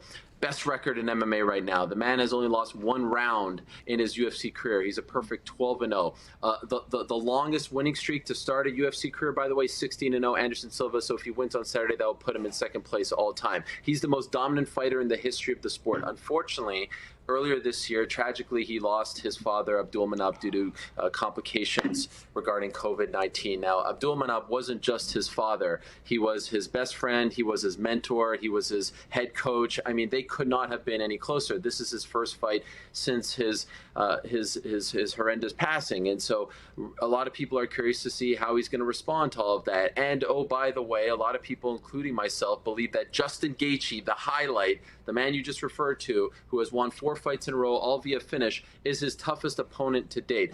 Skill set wise, Justin Gaethje presents a lot of problems for Khabib. Why? Because he's an All-American from northern Colorado. He's a great wrestler. He's got great takedown defense. He's got power, tremendous power in both hands. He's a better striker than Khabib. Pat, if he could keep this fight in the middle of the cage tomorrow afternoon, and yes, my bosses at ESPN want to remind you that it's tomorrow afternoon, 2 p.m. Eastern. There's nothing else going on in the world of sports. I checked the schedule. There's nothing else going on Saturday afternoon, 2 p.m. Eastern on ESPN Plus pay-per-view. If he could keep this fight, Justin could keep this fight at the center of the octagon and not get pressed up against the cage, he will have a lot of success. And then if he can use his leg kicks to keep Khabib at bay and then use the power in his hands, this is going to be fascinating theater, and he could be the first man to beat Khabib. Remember, back when Conor fought Khabib 2 years ago, when Khabib was taking Conor down in the center of the cage, Conor got back up. When he was taking him down up against the cage, Conor had some trouble. That's the key to watching this fight. Saturday afternoon, ESPN is also the owner, I believe, of the largest college football rights out of all the networks. So nothing else going on, just fight in the afternoon there from Yas Island. Obviously, ESPN Plus. Go ahead and check that out. The thought, though, that you just said there, if Gaethje can keep it in the middle of the ring or whatever, you know what everybody says going against Khabib? And that's damn near, obviously, impossible. He's only lost 1 round. You just said, I did not know that little factoid there. Is this... Gaethje's our guy, right? He's been wrestling since 7 years old, and everything you just said there. He's a good wrestler, so if Khabib wants to wrestle, he'll maybe be able to keep up. But doesn't everybody say that they're going to be able to do that? And this dude is just, it's a boring fight, the last one I watched. And I've seen videos of him talking to the person while he's beating the shit out of him. Like, the video I watched, I think it was on the SportsCenter IG, he said, I'm sorry, I deserve this. Bang, punches the guy in the face. This is how it's business. Bang, punching him in the face. Like, he's having full conversations while he's killing these people. Does Gaethje obviously believes he has a chance, but the people that, like, in the real fighting world, we should be hammering Khabib here? Is that what we should be doing in the gambling sense of this whole thing? I suppose you didn't listen to my previous answer. I did. I heard you sell. But what you said is what you say for every time this person Khabib fights somebody. Not true. Yeah, you say it every time. I don't make any money off these pay-per-views. I'm not here to promote anything. I'm here to tell it like it is, like the great Howard Cosell did many moons ago on Monday Night Football. That's what I do. I tell it like it is. And trust me when I say, if the Justin Gaethje who showed up this past May against Tony Ferguson shows up tomorrow, Khabib is in for a tough fight. And here we go. Way, okay, our guy. So we're going to bet on Gaethje. So we're betting on Gaethje. Come on. Can I just say this? By the way, I don't know if you saw the weigh-ins earlier today. It was at 1 a.m. I had to stay up way past my bedtime. Oh, yeah. Earlier today, Khabib did not look great on the scale. He looked very relieved when they announced 155. There are a couple people who think that they were a little quick on the draw with the scale as well. Was it a tough cut historically? He has tough cuts. But I'm just saying, if he depleted himself on the way to the cage tomorrow, that could be another factor in Justin Gaethje's favor. Oh, man, there's so much that goes into it because he looked miserable this morning. He was the nude guy behind the thing that they put on there because even his tights could be a .0001 pound that could get him over there and disqualify him from the fight, which would have been obviously bad news. He looked, completely depleted. But isn't that kind of something that happened? Like, I remember seeing Conor like this, and he looked like he maybe 110 pounds. He looked like one of those people on those ads that's like pre-drugs, post-meth. You know what I mean? And then he came back the next night like 20 pounds heavier or whatever. First of all, I'm not going to sit here and allow you to besmirch the great name of Conor McGregor. No, I'm a big...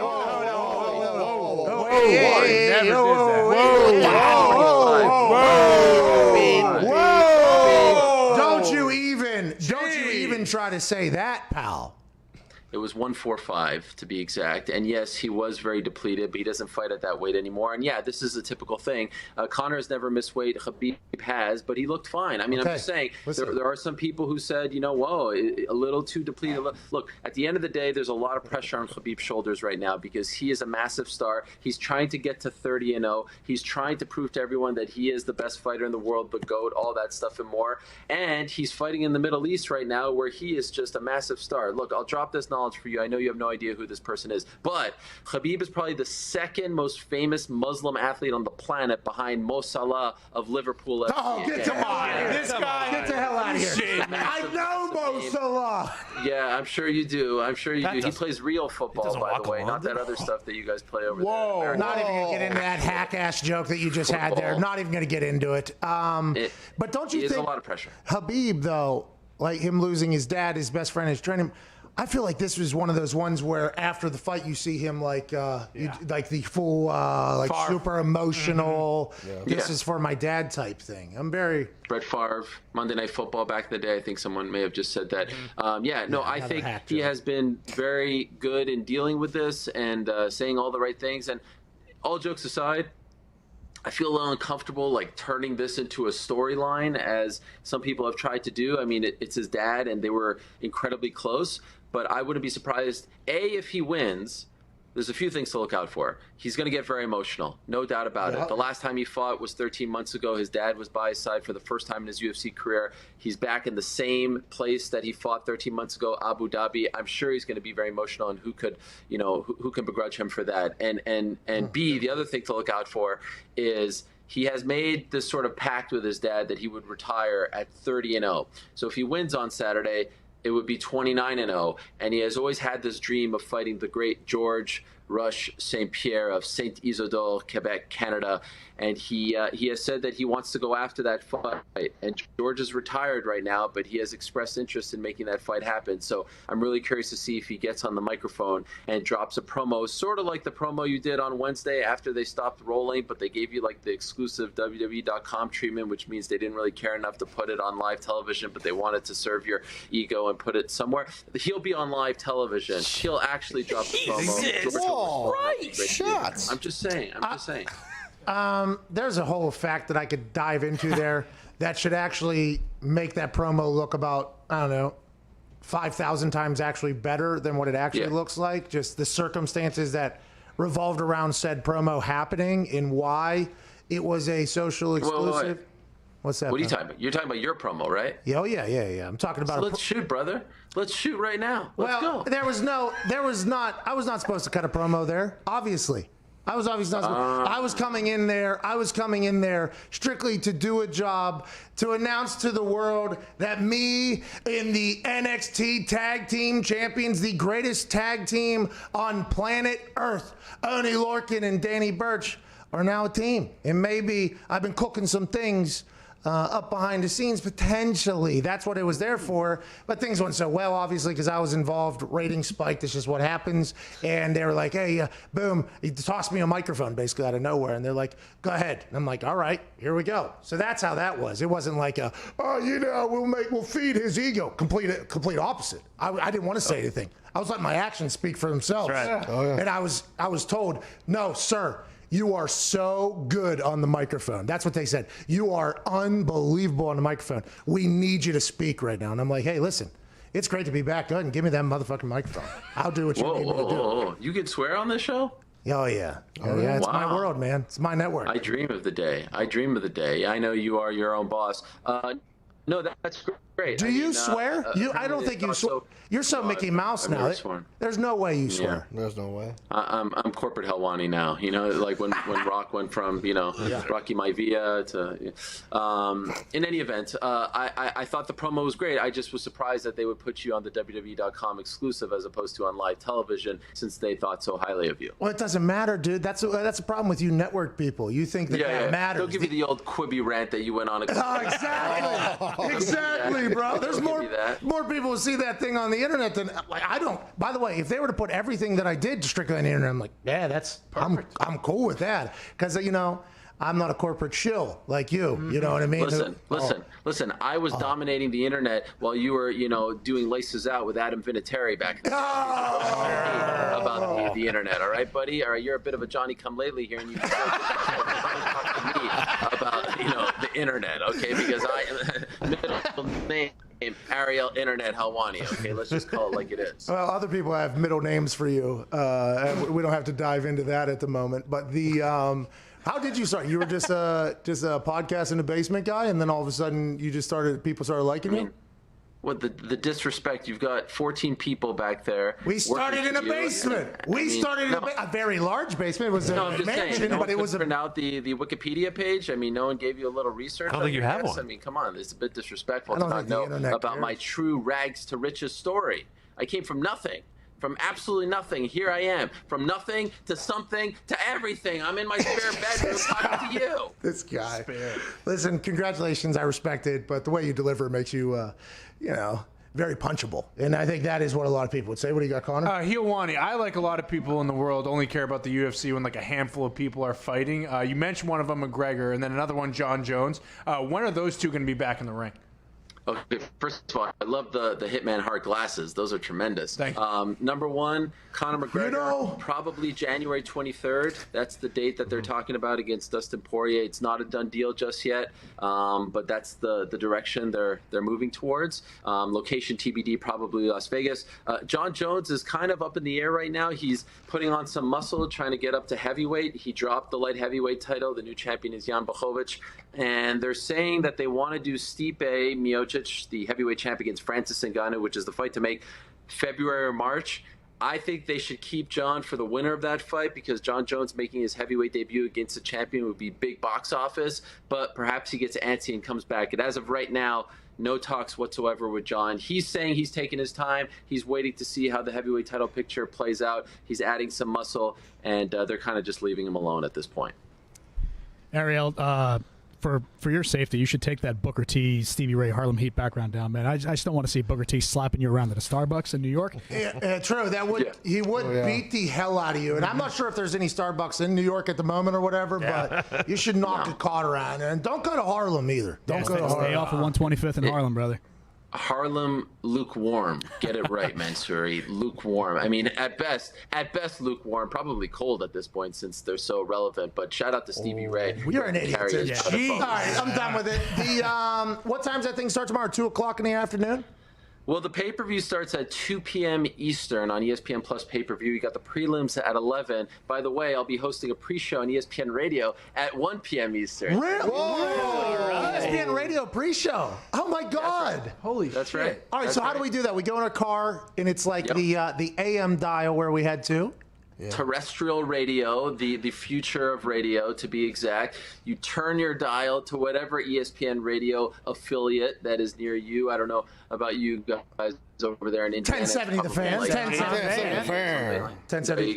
There you go. And you can listen to the dulcet tones of the nose, dropping knowledge as you go to your UFC 254 party, wherever it may be, on whatever farm you guys hang out over there in we respect COVID and social distancing. That'll drop on you and be the cool guy at the party. No, we respect social distancing. So where you're from, where you guys have your gatherings and you guys like open your apartment whole windows, you know what I mean, and like kind of reach your hands outside. We go on fields that we have, okay? Because everybody has to be at least 6 feet apart. You see? Which we do. The barnyard, the barn. What are those things called? The races that you guys do on the horses.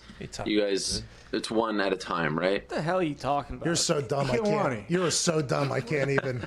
I can't fathom it. Ariel, you're incredible at what you do. I believe ESPN Radio is also on Sirius, so just a couple channels either up or down from where we're at right now. I believe 80 to be exact. Okay, so we're on 82 right now. Go ahead and turn the dial down a couple there. Ariel Helwani, ESPN Radio, 1 o'clock pre-show. Are you kidding me? Then at 2 o'clock, ESPN Plus pay-per-view. Big time. What time do you think that Habib Gaethje fight will be for those who potentially don't want to watch 6 hours of fights? Well, I think you're making a huge mistake if you don't do that. I understand. It's a great card.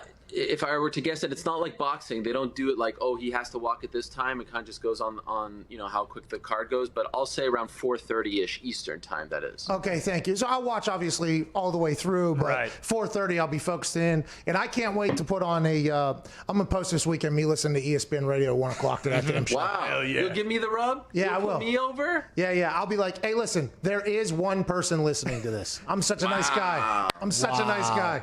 That's I see your random tweets of you watching TV. It's very riveting stuff, like 8-second clips of you yelling in your house. I'd love to get put over like that one of these days. I mean, I'll get a ton of heat at ESPN because I hear in the halls of Bristol you're not the biggest, most popular person right now, but I would love it personally because it would mean a lot to me.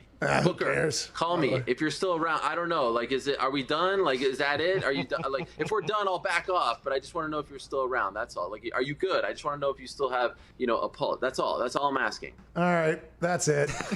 Ariel Helwani, sucker. Let's go. What a bum, dude. Clown.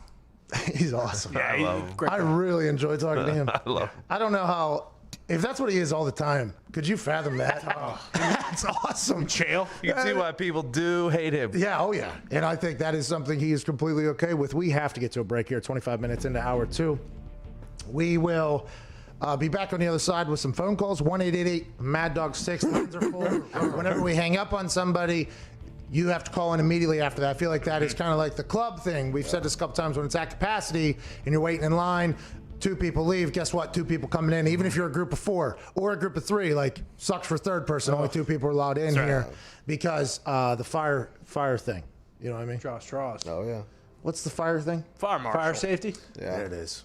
Can't have the fire marshal come down and see that. Can't do it. Fire marshal stopped by my house for not just my house, by the way. I mean, I guess I should take credit for it because I got all the blame for it. Sure. As opposed to my roommates potentially. Mm-hmm. But we put on quite a couple of events. Fire marshal showing up at a house party telling you a number of people allowed in each room is awesome. Because normally they show up at clubs and bars. When it's not the cops, but it's a fire marshal saying, hey, you're only allowed 16 people in this particular section of the house. So start counting. And you go, okay, yeah. That's what you're doing, right? You're counting everybody? You're telling people to leave? Or no, that's you. No. Are you the owner of the house? Well, I actually just pay rent here. I don't own it. Wait, yeah, you. Is this your party? Well, it's our party, you see. Well, let's think it's your party. You got to tell 35 people to get out of here. It's a bummer. Oh yeah. But I appreciate and respect everybody that's in the public service industry. That's a tough thing to do, but fire marshal breaks a lot of great parties up. Yeah. It's kind of what they do. Yeah. The good thing about Ariel Helwani is he lives in a house that the fire marshal would say about 2 max capacity. Yeah. That's right. And he needs to hide out there because Booker T will beat the fuck out of him. Yeah, yeah. Plus, you couldn't get 16 people to hang out in a room with him. You know? Oh Sure. wow. No. No chance. All right. We'll talk to you on the other side. This show sucks, dude. Feel Good Friday, October 23rd, 2020. This is the Pat McAfee Show, Sirius XM, Channel 82, Mad Dog Sports Radio.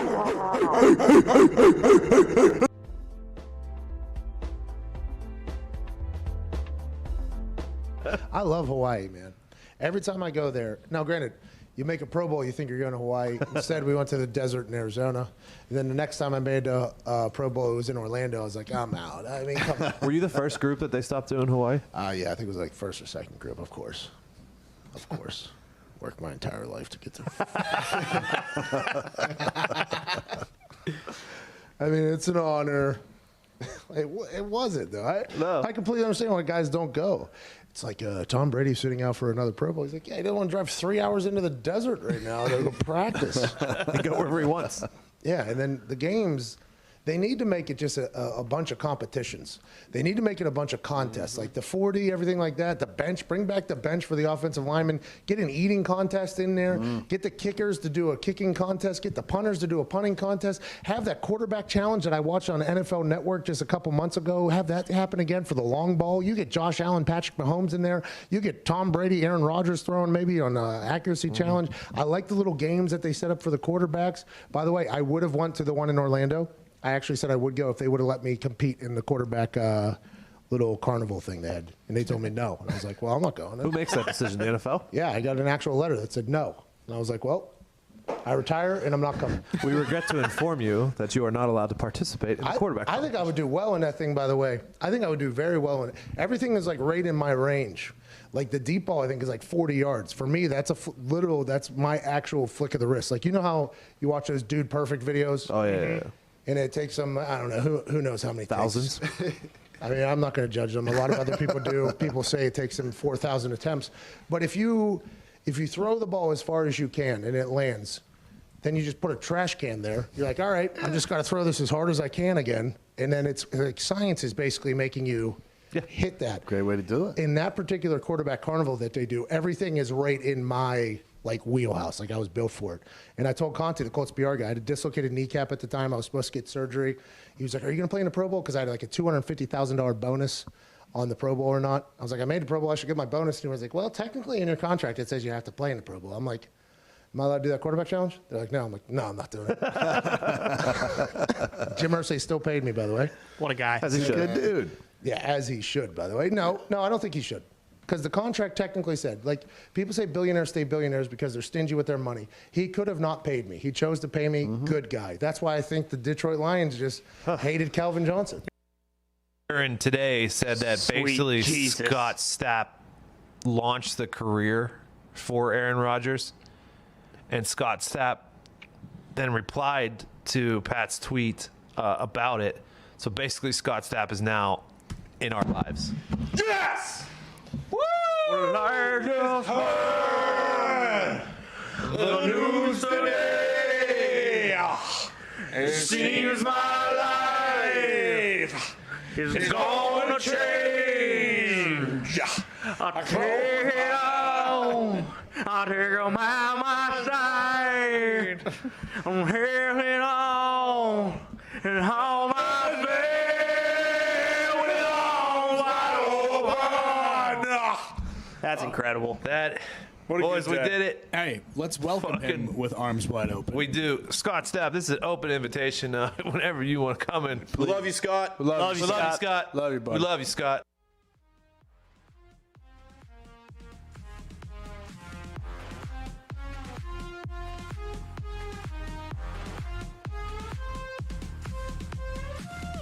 Take this one in your face, mother. The Pat McAfee Show on Mad Dog Sports Radio. That was lovely. Wasn't bad. Welcome back to the Pat McAfee Show here. Today's show is brought to you by Omaze. Omaze raises money for charities across the world by offering incredible prizes and experiences. And so far, they've raised over $130 million for charities. Wow. They're giving away a custom Tesla Model X Performance and $20,000 with every donation supporting the Juju Foundation. The Juju Foundation is ran by Juju Smith-Schuster and is a nonprofit dedicated to the support of youth initiatives in lifting the spirits of those in need. In addition to the Model X's roomy 6-seat, industry-leading charge range and ludicrous acceleration, you'll enjoy premium performance and style upgrades by Unplugged Performance. Plus, we're hooking you up with $20,000 cash and covering the Tesla's taxes and shipping costs. For your chance to win a Tesla Model X, $20,000 cash, and support an incredible cause, go to omaze.com/Pat. That's OMAZE.com/PAT.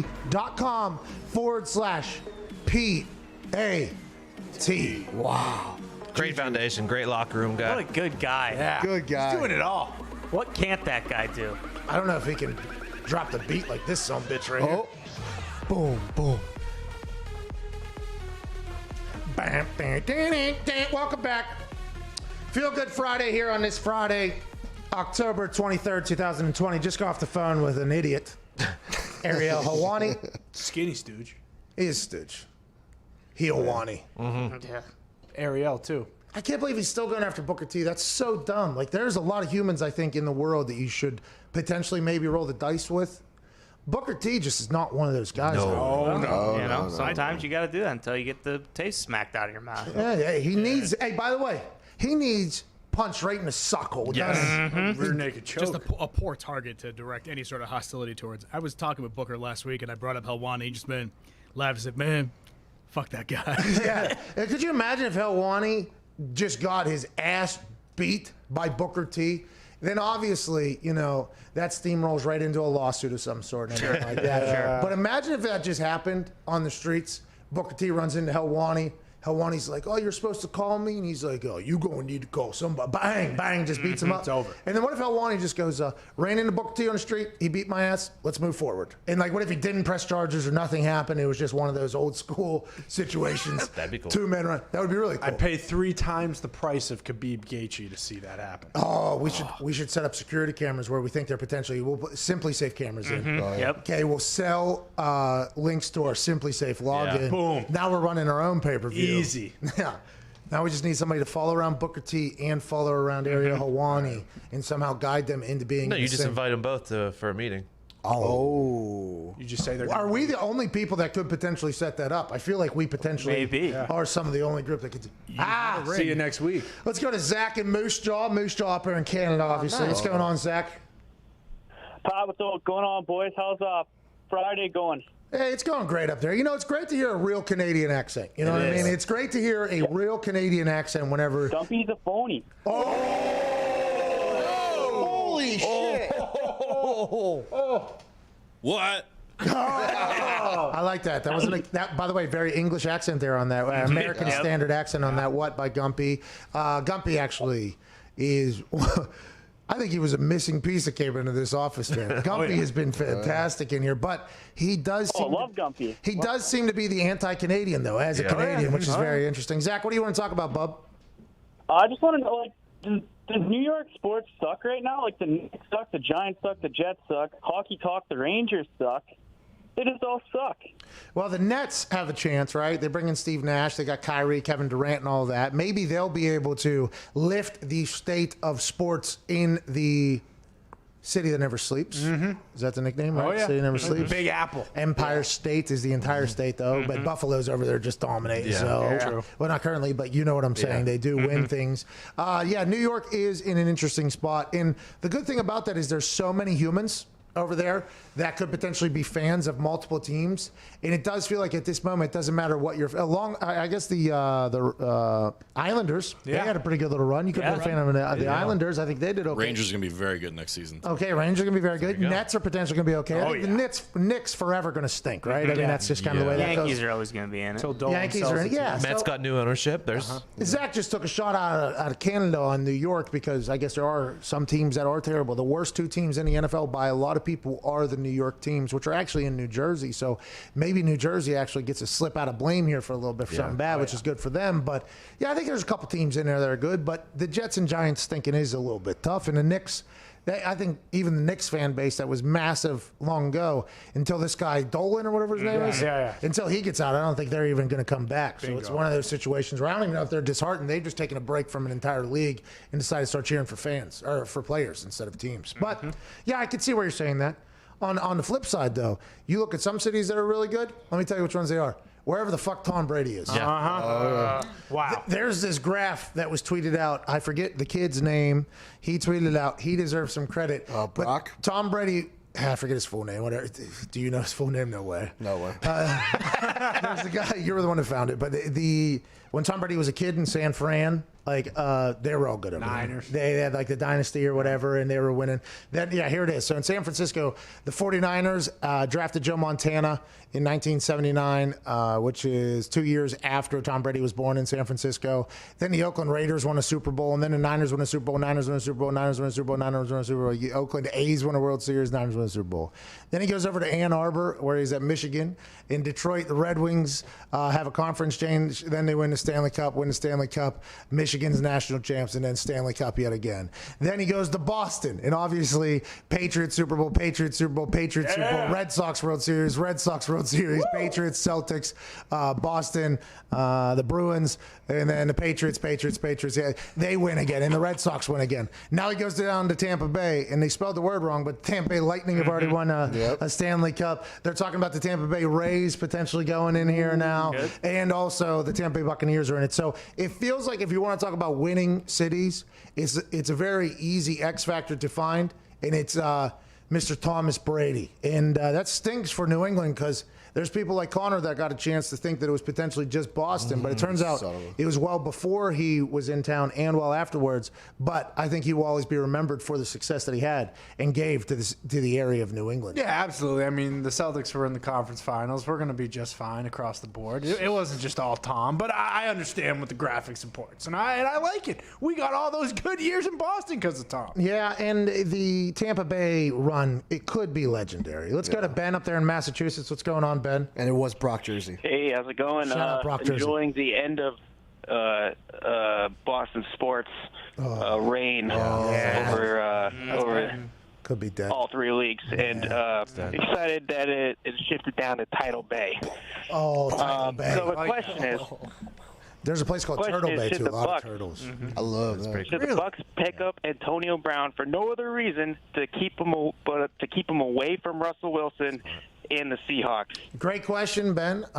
Sometimes keeping somebody away from somebody else is a good idea. A lot of people thought that was potentially what was going on when the Bills and the Dolphins were interested in Le'Veon Bell. He ends up with the Chiefs. And allegedly the story came out that Le'Veon Bell reached out to Clyde Edwards-Helaire, the starting running back rookie for the Kansas City Chiefs, and asked him if he would be cool with it and all that stuff and everything like that. And Clyde Edwards-Helaire, I guess, said he had no problem or whatever. Very interesting. Very, very interesting that would happen. But I think that's Lev Bell trying to come in and be like, hey, I don't want any drama here. I would just want to win some games. I was just with the Jets. They stink. I'm still going to get paid. Like, I just want to win some games and add however I can. Even if I got to take a back seat a little bit, I'm cool with that. It sounded like he's going to play wide receiver a little bit. Because there's a couple times he talked and he said, however, whatever they use me as, I'm cool with that. So maybe it's a full-time running back, but maybe he's also being, kind of in a slot or shifted out or whatever because he is a running back. Maybe they'll put a linebacker on him. And since you already have all those other weapons where you have your safeties and corners covering people, you get Lev Bell and a linebacker every single play potentially with how many people they have.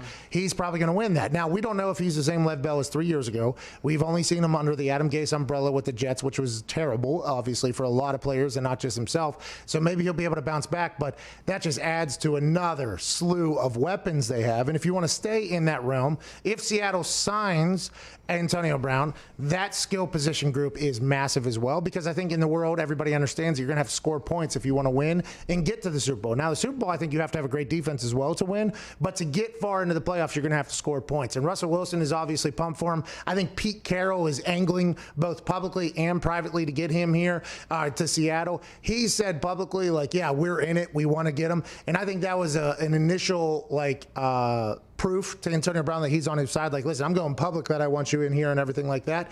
Schefter said that there's numerous teams interested.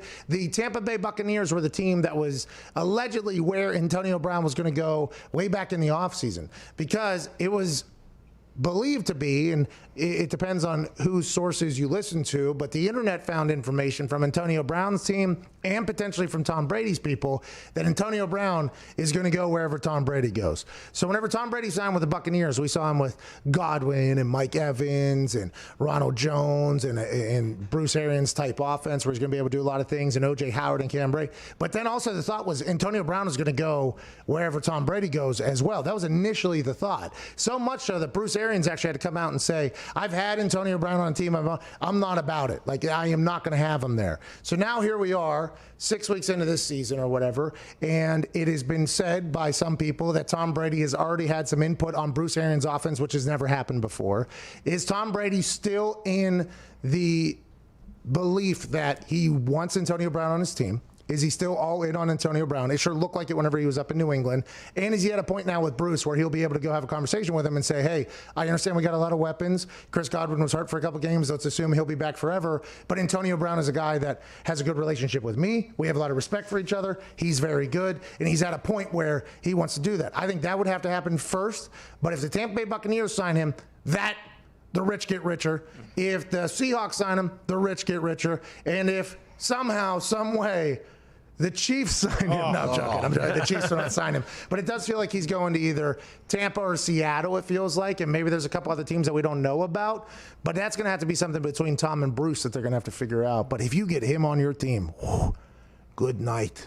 Good night. He's going to come out guns a-blazing. He's got some shit to prove. And we're talking strictly on the field, by the way, not off the field.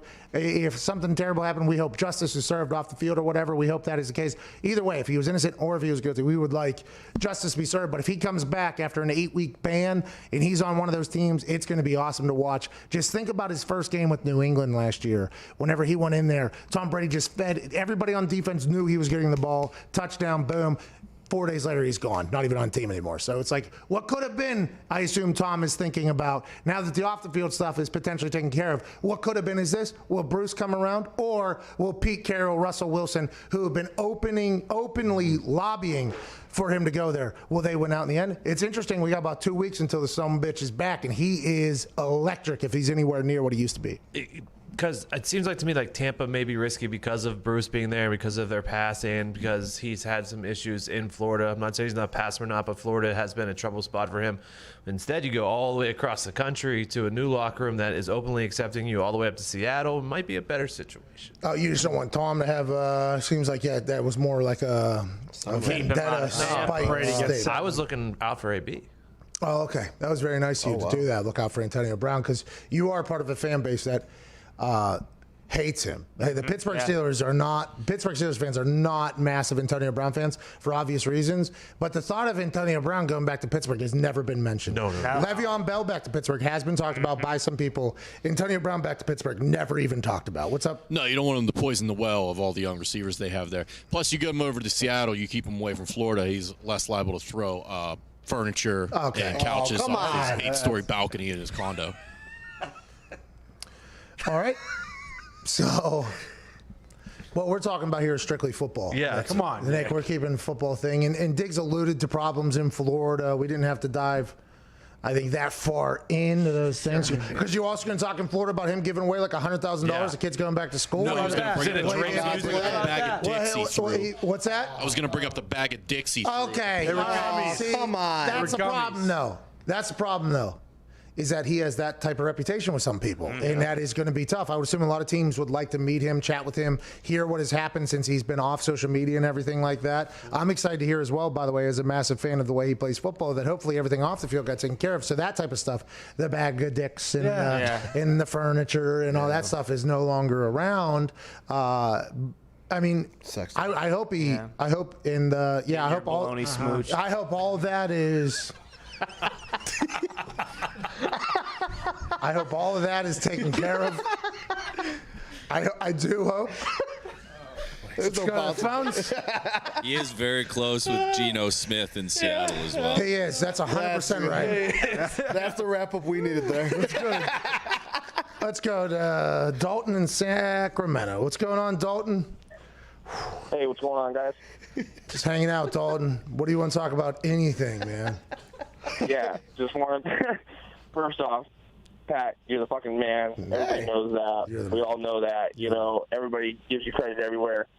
My call today, though, is really to shout out the boys.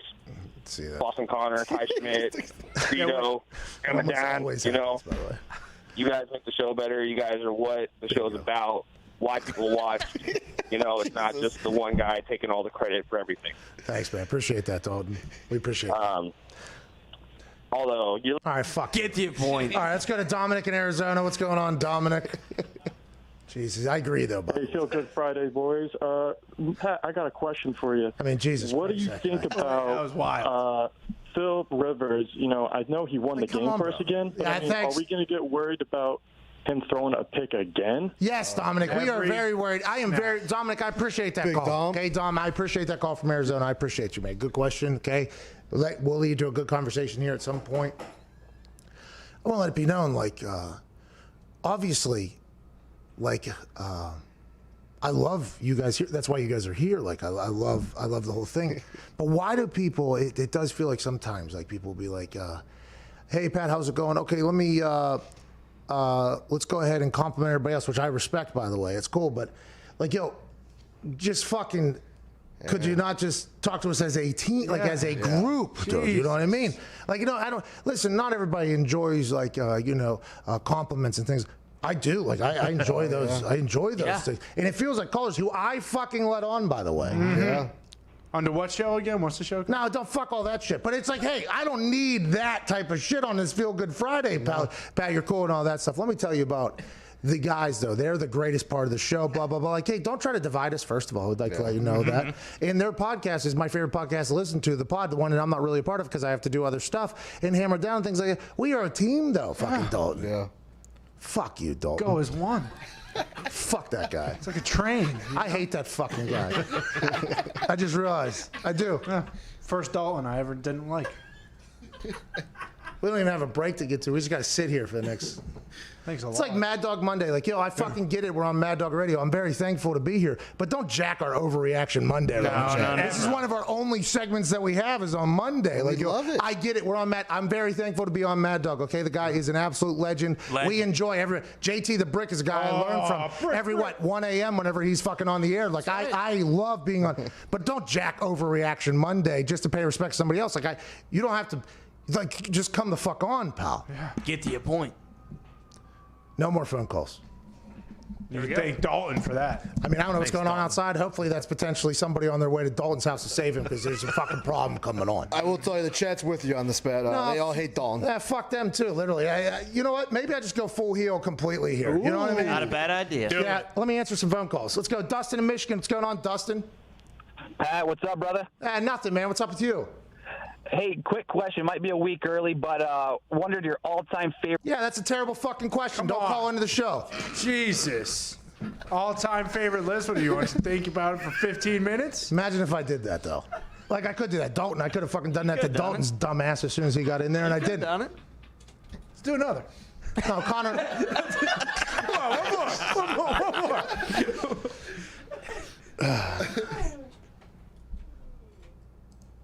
Hi, Nick in Iowa. How's it going? Going pretty good, Pat. How are you doing? I'm okay, Nick. God, I love Iowa, too, and I feel like I'm going to like this guy. Iowa nice. Nick, what do you want to talk about, man? Well, you know, the playoffs start today in high school football, and I was wondering, what do you usually have on your pregame playlist? Great question, Nick. Thank you for the question. All right, so we are a sports. Pregame playlist. I like. I can't do it. I like people that call into the show. I enjoy them calling into the show. I appreciate it a lot. You know what I mean? It does feel like it's a trend. Like, hey, guy that let me on the air. Hey, guy that did this. Fuck you. Let me talk to the friends. All good. By the way, completely cool with it. I like that. But you don't need to just fucking say that I hate. Like, you son of a bitch, Dalton. Thanks a lot, Dalton. God damn it. It's Feel Good Friday. Nick doesn't deserve that. What was that Jeezy song you tweeted? Back is the name of the Jeezy song this morning. It's a new song. It's he and Young Gotti. No, Young Gotti? Yeah. No, Gotti. Yo Gotti.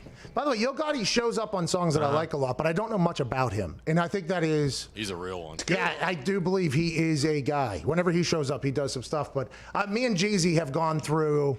I don't know, probably 2,000 to 3,000 workouts together, me and young Jeezy. You can slip in a little Rick Ross there, but Jeezy and Ross did have beef for a while, so I had to separate myself from the boss for a little bit. I believe Snowman and I have gone through more workouts in pre-games and things like that than anybody else. I was on a big Wiz Khalifa kick there for a while whenever he was putting out a couple bangers because he's a Pittsburgh guy. Not a lot of new people put out like heaters. No. A lot of like soft songs and like, that whole thing. Joyner Lucas. I love that. Hey, there's a guy. There's a new guy. That ADHD song is insane. Joyner Lucas is a guy also I've recently got in. He's very good. Learned about Jack Harlow yesterday, rapper out of Kentucky. Yeah. It does feel as if every song sounds the exact same, but I'm in the current state where I'm just getting introduced to it, so I love it. Like Post Malone, for instance. His songs all sound the same. They're all bangers, though. Yeah. There's a lot of musicians where their songs sound the exact same, and if they're bangers, I'm cool with it. You know what I mean? So that's what I'm into. What do you guys, pregame workout, those playlists I feel like used to be much more prevalent than they are now. I feel like that used to be something. Like what's on your workout playlist or something like that. Well, now everyone has their own. I feel like pre-games back then, too, there was just one speaker and everything was playing, but now everyone just has their own set of headphones. My favorite move in high school, when you're the home team, you got to control what the playlist was. For our soccer team, when I was a senior, we put the Grease soundtrack on the entire stadium. So obviously I was not loved by any teachers or athletic directors or anything like that. But it's your job to kind of put on like a PG playlist and like get the thing going, you know. The Grease soundtrack got me going. Really? Yeah, Beauty School Dropout, when that hit, I knew it was going to be problematic for people. Frankie Valli's the go. There is some talented playlist makers, though. There's some bad ones. For instance, I'm a big Pandora guy. Mm-hmm. I am somebody that uses Pandora throughout the entire Spotify boom. By the way, I was using Pandora the whole thing because they introduce you to songs that you don't know, and I think their playlist algorithm is better. Hip Hop Barbecue Radio, if you ever want to just sit down and relax, good. It's throwbacks, it's heaters, it's bangers. Avicii Radio will get me going sometimes whenever I feel like I need a little, like, yeah, this guy's still alive. They say he's dead, and it kind of gets after it a little bit. So that's where I'm at. Like, for Pandora, how do you find Hip Hop Barbecue Radio? You just put it right in the search. Really? Yeah, it's very simple. It's wild how that works. Yeah. Well, like, do you just one day were like, oh, I would love to listen to Barbecue Radio? No, that's pretty cool. No, it was word of mouth. It was word of mouth. I was somewhere, and I believe it was somewhere where I didn't know the person, and I go, hey, what playlist? You ever walk into a restaurant or like a store and you're like, hey, what's this playlist here or whatever? Like, what's this playlist? And they'll tell you what it is. It was one place, I forget where I walked into, and I was like, what is this? They're like, Hip Hop Barbecue Radio, your life has changed. And I'm like, you're damn right. Sounds good. I wake up with the big timers every morning, Outkast on that Hip Hop Barbecue Radio. Oh, yeah. Tupac will hop in there every once in a while. Juvenile will slide in. Wow. Yeah, it is a throwback banger after banger after banger. If you're younger, I mean, these songs probably are just like something you didn't even know existed, but it's a heater. That's where I'm at. That's where I'm at. Will we take phone calls next hour? I do believe so. Really? And which one will I be? I'm not 100% sure. I mean, you got a great conversation with Doc Emmerich. Maybe he, Oh, I completely forgot we got Doc on this. Big Doc. I love Doc. Sports Illustrated named him the greatest sportscaster of all time. So that is quite a title. Yeah. Won a couple Emmys, the whole thing. Mm-hmm. I mean, it's great. How do you win an Emmy for broadcasting? Well, I think it's like the moment, potentially. Oh, okay. So it's not like a broadcasting category? I don't... I think there's a sports broadcasting category. Oh, okay. There's a bunch of them, though. There's like live moment, I think, live broadcast. Then there's like studio show, studio host, sports personality. There's a bunch of them. I learned about them last year whenever I was doing some mainstream TV stuff. Sure sounds like it's a bunch of bullshit. Yeah, it feels like it. But Doc Emmerich is not. No, if I had to vote, I would give him all the Emmys. I grew up in Hockey Town. You know what I mean? Pittsburgh, Pennsylvania, Hockey Town. Sure. Oh, yeah. And Doc Emmerich was a voice that rattled through the living room. I drive! He's from Indiana, too. We got a lot. He's a Pirates fan for some reason. Nice. We'll talk to him on the other side, plus maybe some more phone calls. This is the Pat McAfee Show. Sirius XM, Mad Dog Sports Radio, Channel 82. Channel 82. This show stinks, but it'll be better on the other side.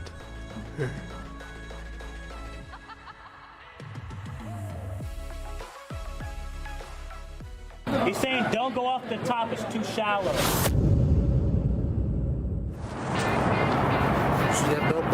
All you're going to hear this stadium do is they put the big paw up, they start shaking it, they go, whoa.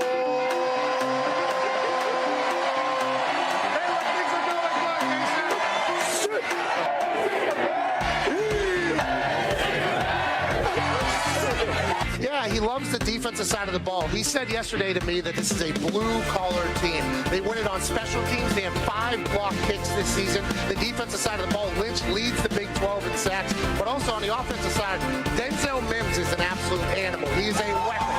Charlie Brewer, the quarterback from Lake Travis. His dad was a quarterback in Texas. Yeah. His grandpa was a quarterback in Texas. And the people here in Waco just so happen to get a chance to see Charlie Brewer on a daily basis. Hey.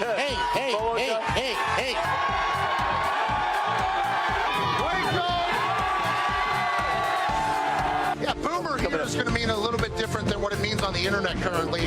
And hopefully here in Baylor, they hope they're not hearing a lot of boomer sooner. Everybody wants to be a punter, including quarterbacks. If I was a quarterback, I'd want to be a punter as well. 0 yards on that punt. It's an embarrassing situation. The Dak dance that gets on national television has led to a lot of losses, but you got to respect the hips being able to good to go. Am I going to make college game day? Well, I want to make something creative. I want to make something fun. No, to hell with it. I don't like OU. That's years and years of patience. Right now? Okay, let's do it. We are out here on the Brazos River, which you can take a boat to the game. One of the only states that you can do that. It's beautiful out here. A lot of people would say, this is the last time I'm going to be on game day. The last time I allegedly did what I'm about to do, I ended up in a jail cell. Let's go!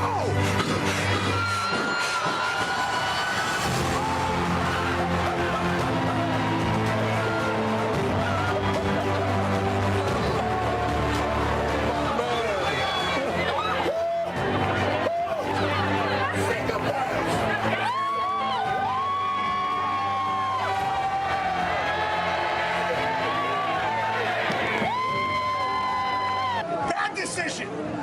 Bad decision. The boot kickers are getting a lot higher than I thought. You built your ladder. You look like Ric Flair. Oh, yeah.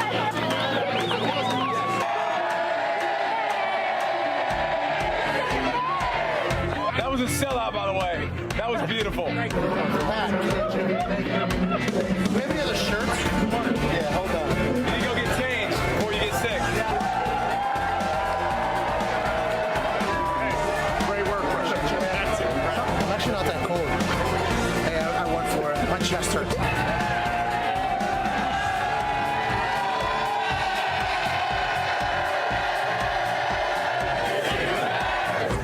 It was like 5 feet. I was standing there. That's full commitment, by the way.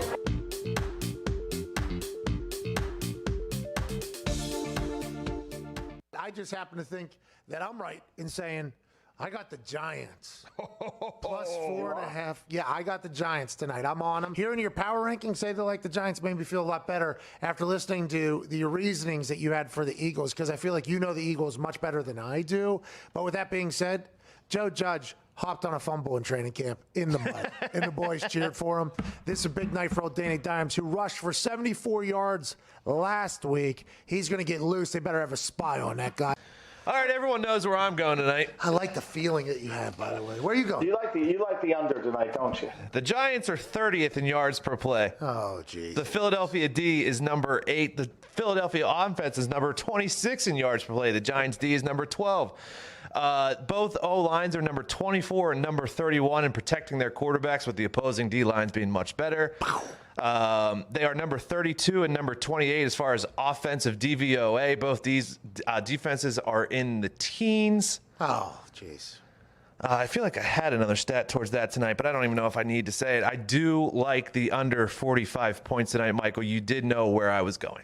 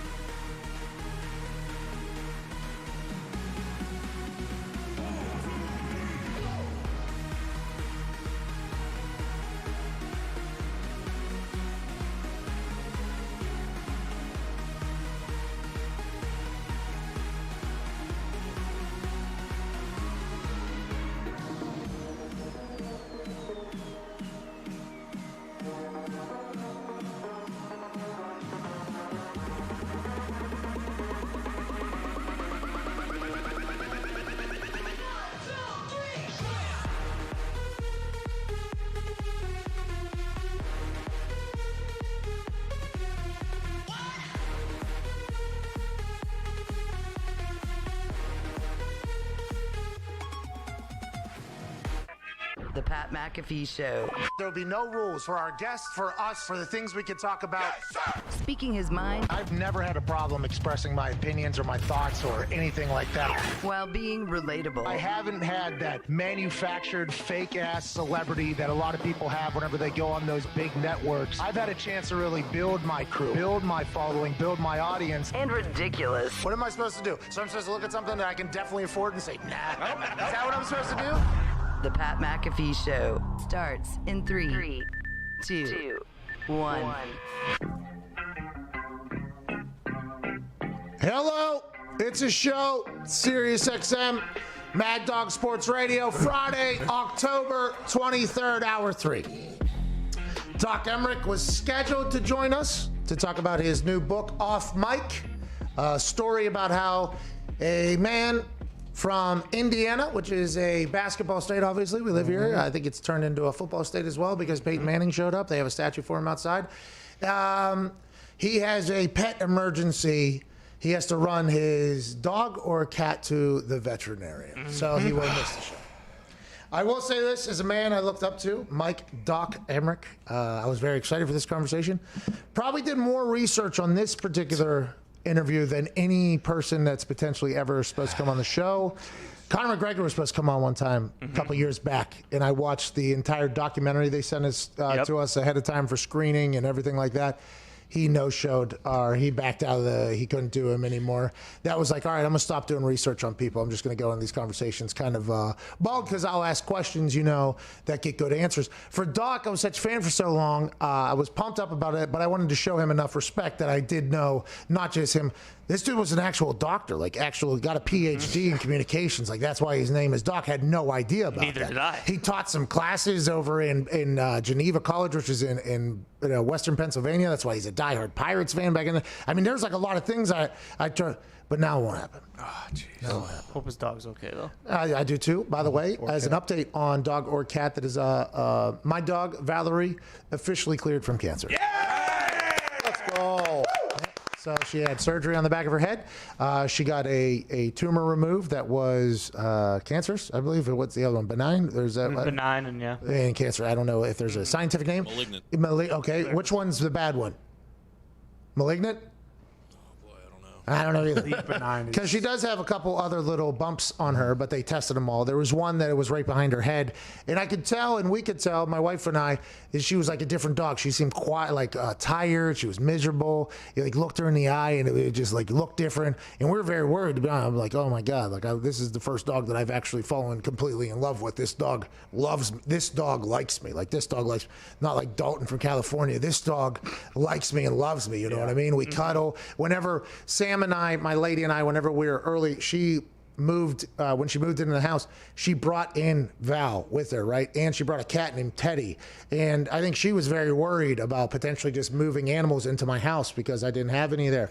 Valerie, though, was almost like, hey, Sam, it's not just you now. It's like you and Valerie are who I'm in a relationship, it feels like. And by the way, good news, because I love this dog. This dog and I became very tight. So then whenever we started looking in her eyes, she looked tired and everything like that. We knew it had to be something. Take her to the vet. She has cancer on the back of her skull. Obviously, immediate panic. Oh my God, she has a cancer tumor on her head. This is a bad deal. She's not anywhere. She probably still has she's probably at her half-life at this particular point, but it was still one of those things. Doctor says, no big deal. We'll go in there, scrape it out, do the whole thing. Did that, scraped it out. She had a 7-inch scar on the back of her head that was wild. Whoa. She had to wear a cone for a month and a half, and we just got updates. Completely clear. Yeah. Happy she's back.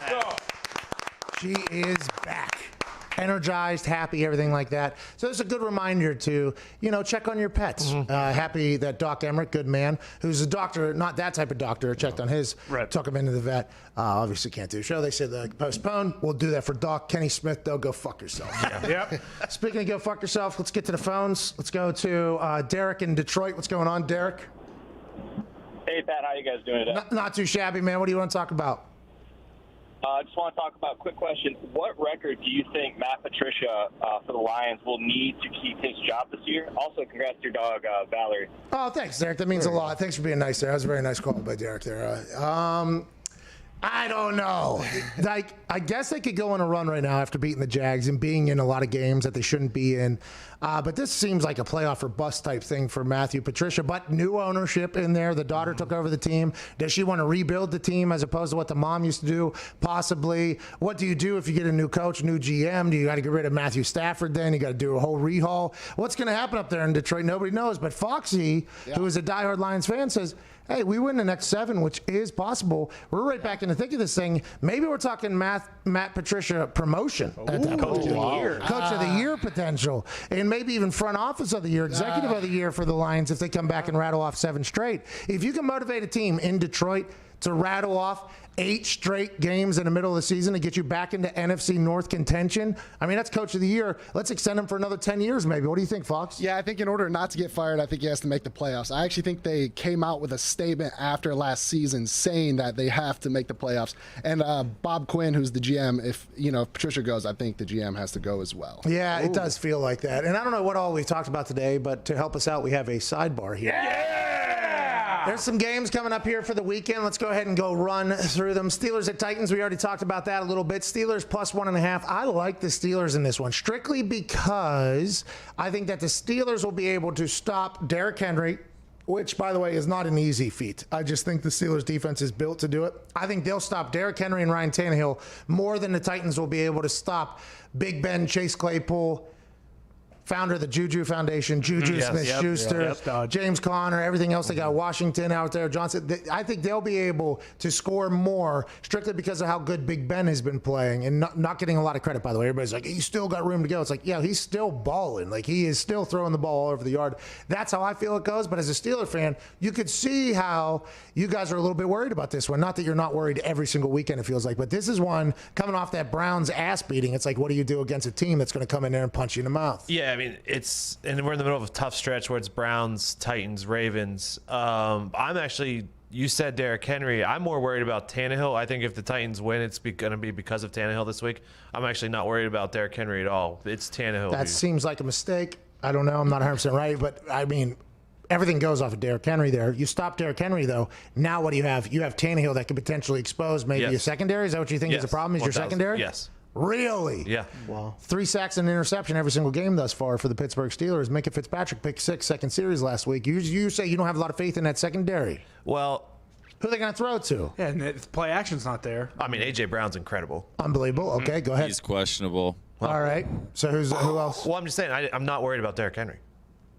I like that. He's a big guy. Wow. I like that a lot. Not worried about He's not that. the type of back that ever gives them problems. Okay, awesome. Let's go now to Chiefs-Broncos. The Chiefs are favored by 9.5 points at the Broncos. The Chiefs have struggled within their division this year. Chargers gave them a problem. Raiders beat them. Will the Broncos be able to do the same thing? This is a game I think I'm staying away from personally, but it feels like the Chiefs will be able to have a good time. You have some stats on this, Gumpy? It could be a snow game as well, Pat. Wow. Oh, but that has not slowed down Patrick Mahomes ever in the past. It almost feels like a couple years ago, I think, whenever Patrick Mahomes, maybe last year, Patrick Mahomes was in the middle of his run, snow was falling, and your immediate reaction is, the team that airs it out all the time is going to struggle in the snow because rush game travels, the run game travels, and I think he threw for like 350 yards or something like that. He is a guy that he's an all-terrain quarterback at this point, but will that affect Drew Lock on the other side? How about Phillip Lindsay? Is Melvin Gordon not driving drunk on Wednesday? I mean, there's a lot of questions for the Broncos fans to ask. Chiefs have covered in 6 straight in Denver as well. Oh, so maybe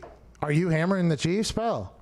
Thinking about it. 9.5 is a lot, it feels like. But the spreads that have been more than a score or whatever, the favorite 24 and 18 on the year. Yeah, so the favorite team does cover with those big spreads. What's up, Diggs? To Gumpy's point, so Saturday it's supposed to be 63 in Denver. Beautiful day. Sunday is the high is 23 with 3 to 5 inches of snow during the day. I've heard Denver has like an awesome. I've heard Denver's like that. Like every once in a while, you'll just get one of those like midsummer nights in the middle of December, and it's like it's not high enough to always get snow, but it's not low enough to be warm. It's like in an interesting. I've heard Denver is a really cool city up there. I mean, I don't think, but like you said, Patrick Mahomes is also used to playing in snow in Kansas City, so I don't think that really matters at all, does it? The only thing that bothers you is when you fly into Denver for whatever reason, it's always a rocky landing. Yeah. You know why? Why? Because the Rockies. I think it's because the Rockies. But it always is a weird landing. And you're landing at an airport that's potentially home of, I mean, who knows what. Whenever you're landing there, you have no idea what's going on under you and around you and everything like that. It's always a rocky landing going in there. Will Mile High affect that Ferrari of the Kansas City Chiefs offense, though? 9.5 points is a lot. I'll probably stay away from that. Bucks are supposed to go over to Las Vegas to play the Raiders, but the Raiders are in a interesting time. Trent Brown, right tackle for them, I do believe, a man who has a tattoo on his right arm that has been making its rounds on the internet that is hysterical. The fact that you get that tattooed on you, especially in a place that you know everybody will see it, tells me a lot about. I think you are probably a rather hilarious human being, if I had to guess. It is being alleged now around the internet that he was found not wearing his tracking device or tracing device at all times whenever he was in the facility. And there are instances, because they pulled the clips, the film from the Oakland Raiders practice facility, there are instances of offensive linemen unmasked together on the sidelines during practice while team was in intensive protocol as well. Wow. Whoa. So they're on the sidelines of practice, okay? They're offensive linemen, so they're probably bigger boys, okay? They probably had to do a lot of running. They're on the sideline, they're tired, they're standing around each other, can't fucking have it. Can't do it, dude. O-line hanging out with each Put the mask on there. You know what? Now, you know what you need to think about? Why don't you guys just wear one of those mile-high masks that used to be able to impossible to breathe? Yes. Oh, yeah. That's what they need to wear. Maybe it'll make you be in better shape, too. Because I know you're an offensive lineman. You got to get down in a three-point stance every single day, and you got to do hand-to-hand combat, and you have to finish plays and run 30 to 40 yards every single play, even though you're 315 to 320 pounds. And I know when you're on the sideline, you're potentially tired, or maybe trying to communicate and ask, like, hey, what's my job? Where do I have to go? Spray water in there. What happened on this play? Spray water in there because you're a big guy that shouldn't be running as much as you are, but it calls for it in the job description. Maybe just put a fucking mask on and inhibit your ability to breathe a little bit more, because it's going to take all of us, boys. Come on. Oh, yeah. How many times do these guys need to be told that it's going to take all of us before they finally get it? It's unbelievable they're standing around there talking to each other. Can't have it. Despicable. Can't win with it. Won't win with it. Can do it. The Raiders might not have any offensive linemen, though, and they've had 0 positive COVID tests, but their tracking thing is now all fucked up because he wasn't wearing it. Yeah. So that's why they just sent all the offensive linemen to him. They're like, well, we assumed this guy was around you guys, right? Did you guys see him? He wasn't wearing his thing.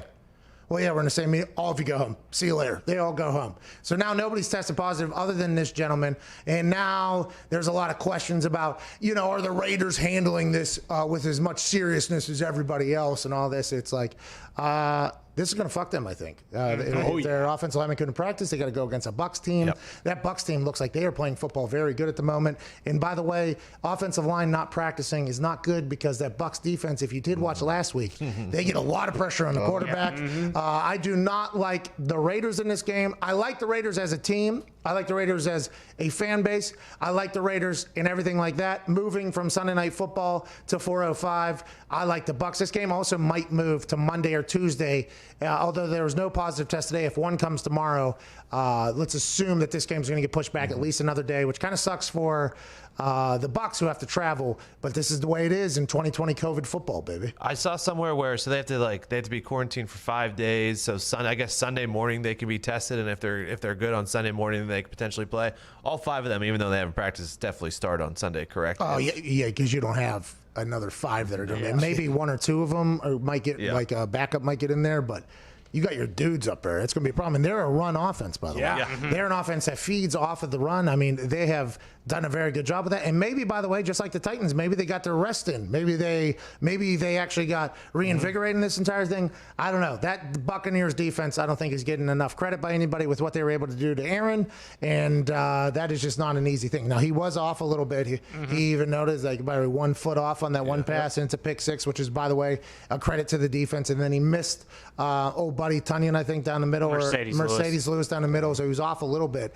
But other than that, there was a reason he was off a little bit. It was because that Buccaneers defense is humming right now. Very, very good. And on the offensive side of the ball, Gronk, did he just figure it out last week? That's a problem as well. So I think with all the distractions that have happened this week, with the investigation into how they're handling it at the facility and blah, blah, blah, all the stuff they're not worried about it taking all of us at all. No. That's what everybody's saying. I think with the Bucs coming to town, with it figured out, I just think the Buccaneers here cover. I do. I thought it was 4. It's 4.5, I guess now. I like the 4.5 in the Bucs traveling to the Raiders. Is there a chance that these linemen just didn't want to practice? And they're like, hey, Trent, listen, just forget your contact tracer, and then we'll all get to go home and get an extra day of rest. All right. How about it's been like 3 days, right, though? It's been 3, 4 days. Maybe they wanted. 5 is what they need. They just beat the Chiefs. Hey, look, Coach Gruden, let us take a break. It's going to be like a Nick Saban Bogart thing. Yeah. Whenever they test him morning of the game, and it's like, hey, congratulations, you get to play against the Buccaneers this afternoon. It's like,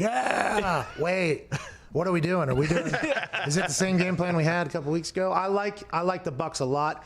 Packers versus the Texans. The Texans are getting 3.5.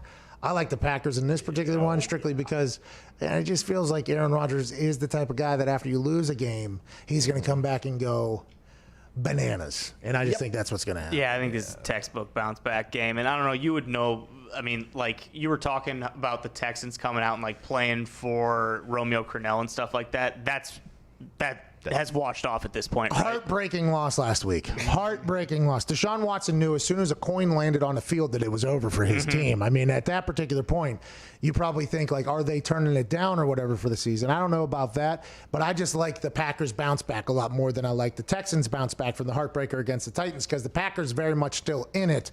I think the Texans know that they're slowly fading out of this entire conversation. Yeah, I think the Texans' offense is pretty decent. I just think their defense is like the Bucs made the Packers one-dimensional last week. So if Aaron Jones can get going a little bit this week, I think Raj is going to have a very solid performance. Yeah, the Houston Texans defense is number 32 against the run and number 24 against the pass. Yeah, so not a big deal. Yeah, so things are going to happen this week. And now Bakhtiari, will he play or will he not play? It seems like he's not from the medical reports, but he's not out for the season, which is good news. Right.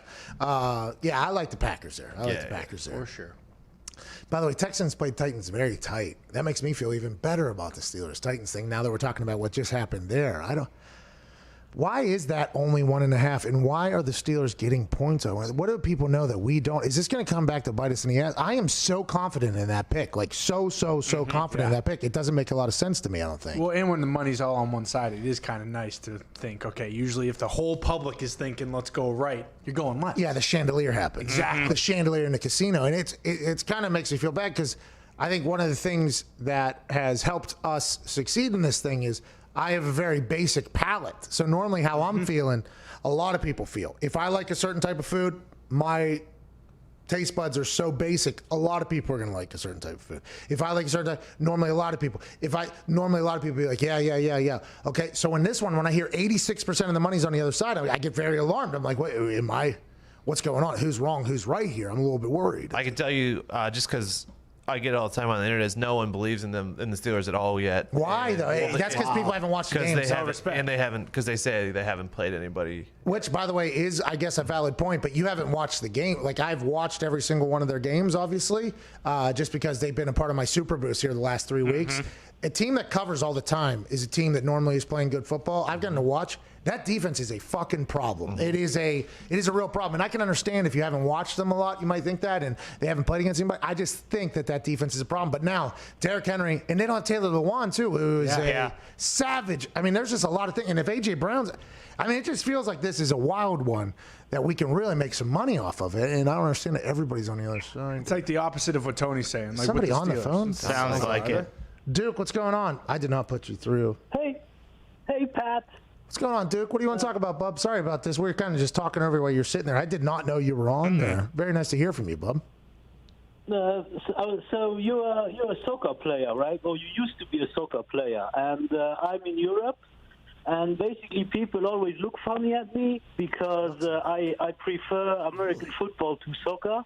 And I wanted to hear what you had to say or what you would say to these people to convince them that football is better than soccer. Okay, Duke, you're calling from Luxembourg?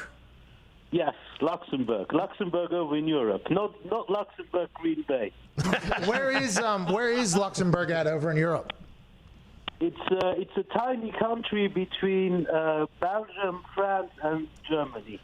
Oh, nice. Well, we appreciate you listening in, man. We're going to make a trip over to Luxembourg. What's Luxembourg known for? It's beautiful. The money, the banks. Yeah. Oh, Swiss. Is it like a Swiss type of situation over there? Oh, there's a lot of crooked shit going in and out of there, then. That's what that means, huh? Yeah, kind of. Yeah. Jeez. Unfortunately, I cannot deny that. I love Duke. Yeah. Shout out to Duke. Thanks for calling. I think the reason why I enjoyed American football, even though I played soccer my entire life, is because I enjoyed playing soccer, right? I enjoyed it. I enjoyed the activity, the strategy. I think it is an awesome game and everything like that. But if something's going to take my attention, I'm going to watch it. Like, I want action. Like, I want things to happen. And although I know there's a lot happening in soccer, believe me, I played soccer. I know that there's a lot of thought going on. But when it comes from an entertainment value perspective, it seems like there's the same thing happening. And it's a lot of like, you got to respect. For me, I have too much ADD. It's like, yo, I want to see something happen right now. Here we go. Here we go. Here we go. There's a chance somebody could get carted off. There's a chance you could see some Olympic level speed or athleticism happening. There's drama, there's storylines. That's why American football is the greatest sport in history, and I think that's why I like it so much. And if I were you, Duke, I would say that's your soccer friends. Like, yeah, that's cool what's going on in the beautiful game, but have you ever seen fucking magic happen? That's what I would say about American football. Luxembourg's prosperity was originally came up through steel manufacturing, but with the decline of steel, it is now Europe's most powerful investment management center. So they're the Pittsburgh of Europe. Wow. Rust Belt kind of town. Rust Belt kind of. So Luxembourg is a Rust Belt kind of town. I like that. All right, we got to go to Luxembourg. Big Luxembourg. I might have been in Luxembourg, by the way, at one point in my life. Oh, yeah?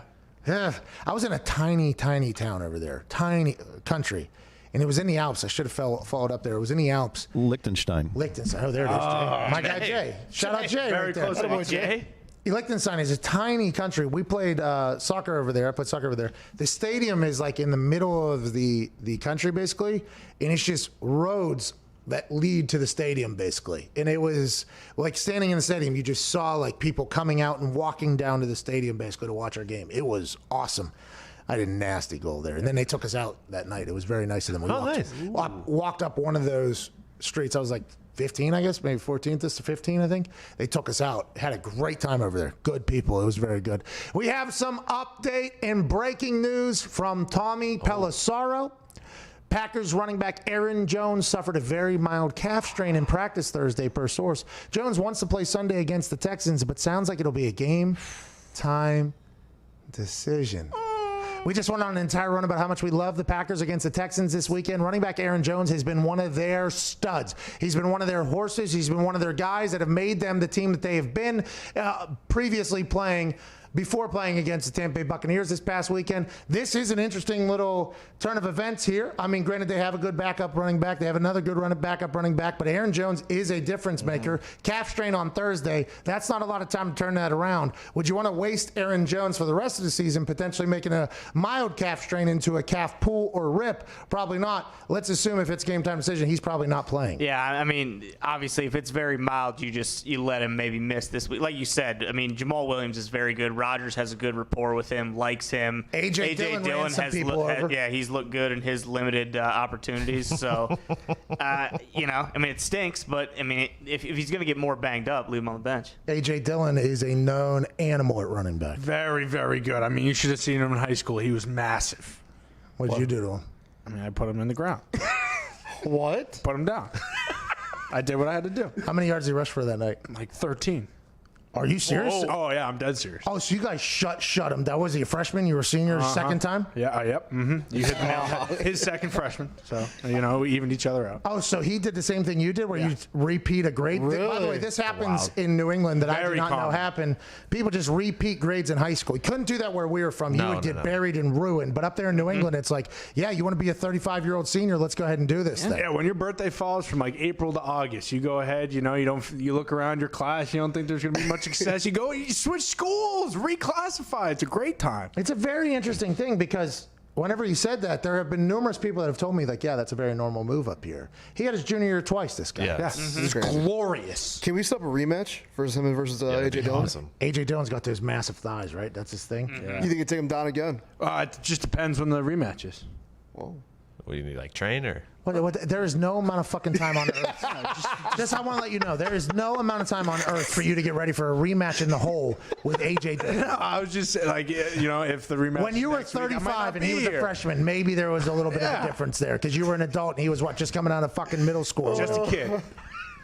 But you say amount of time you need for? No, I said depends when it is. If I'm in town or not. No show. Good cop out. All right, we got to get to a break. 26 minutes into this hour 3 on this Friday, October 23rd. No Doc Emmerich here. That's a bummer, man. Yeah, it is. Legend, too. That's a real bummer because he doesn't have a Twitter either. So it's not like you can just look at their Twitter to see what they're up to. No. Which is kind of the move. We had to go Wikipedia, internet, deep dive into Doc Emmerich. Much more respect for him than I had before, by the way, diving into him. It seems like emergencies happen a lot for our show, huh? For some people. Too often. Does. Like, do I hold this against Doc? I don't think so, because I don't think he's the kind of guy who would, Doc wouldn't do that. Bullshit, something like that. Kenny the Jet Smith did it to us, 3 times in a row? Yes. Yeah, he stinks. Many would say that he's the worst part of that show. By far. But I like that show. So it's a good show. Any part of the show is good, by the way. Yeah, 3 of the 4 are unbelievable. No. I just think, personally, I don't like the guy. Oh. No, maybe I don't even know him. Professionally, I don't like the guy. No, there it is. Because he canceled on us, 2 minutes before he was supposed to come on the show, 3 straight times. Yeah, I don't know him personally, but just from watching him, I don't like the guy. When he goes on the screen, he does a little teaching thing. I learned basketball when he does that. Yeah. So I appreciate that. But the canceling 2 minutes beforehand, I can't do it. Won't do it. 2 times. Can't win with it. I think it was 3 times, actually. It's 3 times. It was 3 times, I think. I thought the 3rd time he was just a no-show. He didn't even cancel. That could have been it, actually, now that I think about it, because I kind of did the Men in Black Will Smith thing whenever it happened, just said, forget that guy. Yeah. Because after the first time, you said you would give him another chance. Because he's Kenny the Jet Smith. Yeah. Great show. Yeah. Love the show. Yeah. Then the second time, he does the same exact fucking thing. It's like, wait a minute, dude. Third time, it's like, all right, gotta stand for something. If not, you fall for anything. Fool me once. That's right. Shame on motherfucking me, dude. Yep. Fool me twice. Shame on motherfucking me again. Fool me 3 times. Shouldn't be doing the shit that I'm doing to get fooled 3 times. Can't. Amen. All right.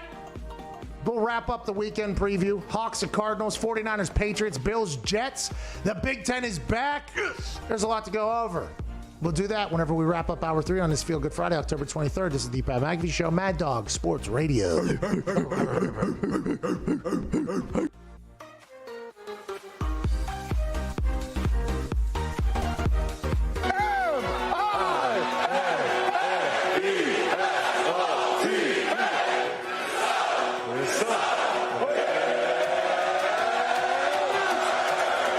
Lucky to be here at the Northrop Hall. College game day is having a blast here. Minnesota has shown up. Row the boat, Sky Go Gophers. Let's get the axe and keep that thing in Minneapolis, Minnesota.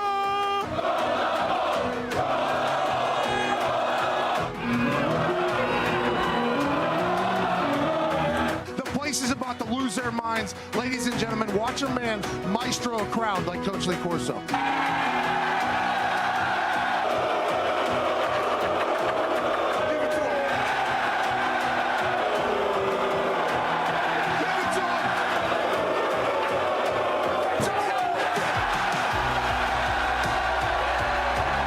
Watch, now he'll say to me, works every time, what?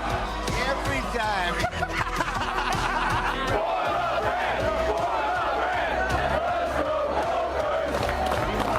You just can't dog pee on a field. This obviously led to a nightmare situation for Luke Logan, who misses the extra point. An absolute pandemonium happened. But in Dwayne Haskins' defense, the Redskins and Dwayne Haskins might never win a game again. That guy's flexing like DJ Fleck a little bit. Good sells a little bit delayed. Great got me the throw. Throw the flag. Sell your soul. Who hates Iowa? A lot of hate here in Minnesota, Maria. Hey, you look good, pal. For me, right after we leave this octagon, I'm going to Lake Minnetonka. I'm pulling a swordfish out of there. Then I'm going to stop by Paisley Park. I'm going to pay my respects to Prince in the Purple Rain. Then I'm going to walk into TCF Bank Stadium, and I'm going to say,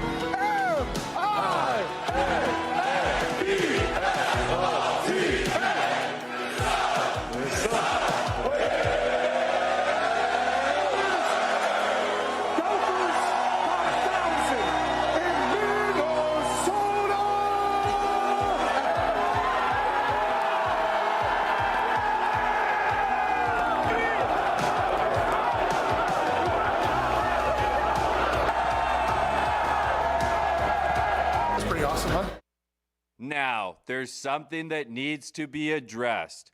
People are questioning the news. Were the launch codes messed up? but I have a stat to totally redeem myself. Aaron Rodgers and the Packers, after an against-the-spread loss, are 10-0 against the spread their last 10 games. Now let's go to prime time. Primetime favorites fell to 6-13 on the season, but primetime unders now 13-8 on the season. Let's stick with the unders trend. In week 6, unders were 10-4. Unders were also 9-2 on games that were outdoors. And totals that were over 50, the under was 6-2 this weekend. We'll be back tomorrow. More stats, more info, and Hammer Dad back on Thursday for a full Week 7 preview. Cheers.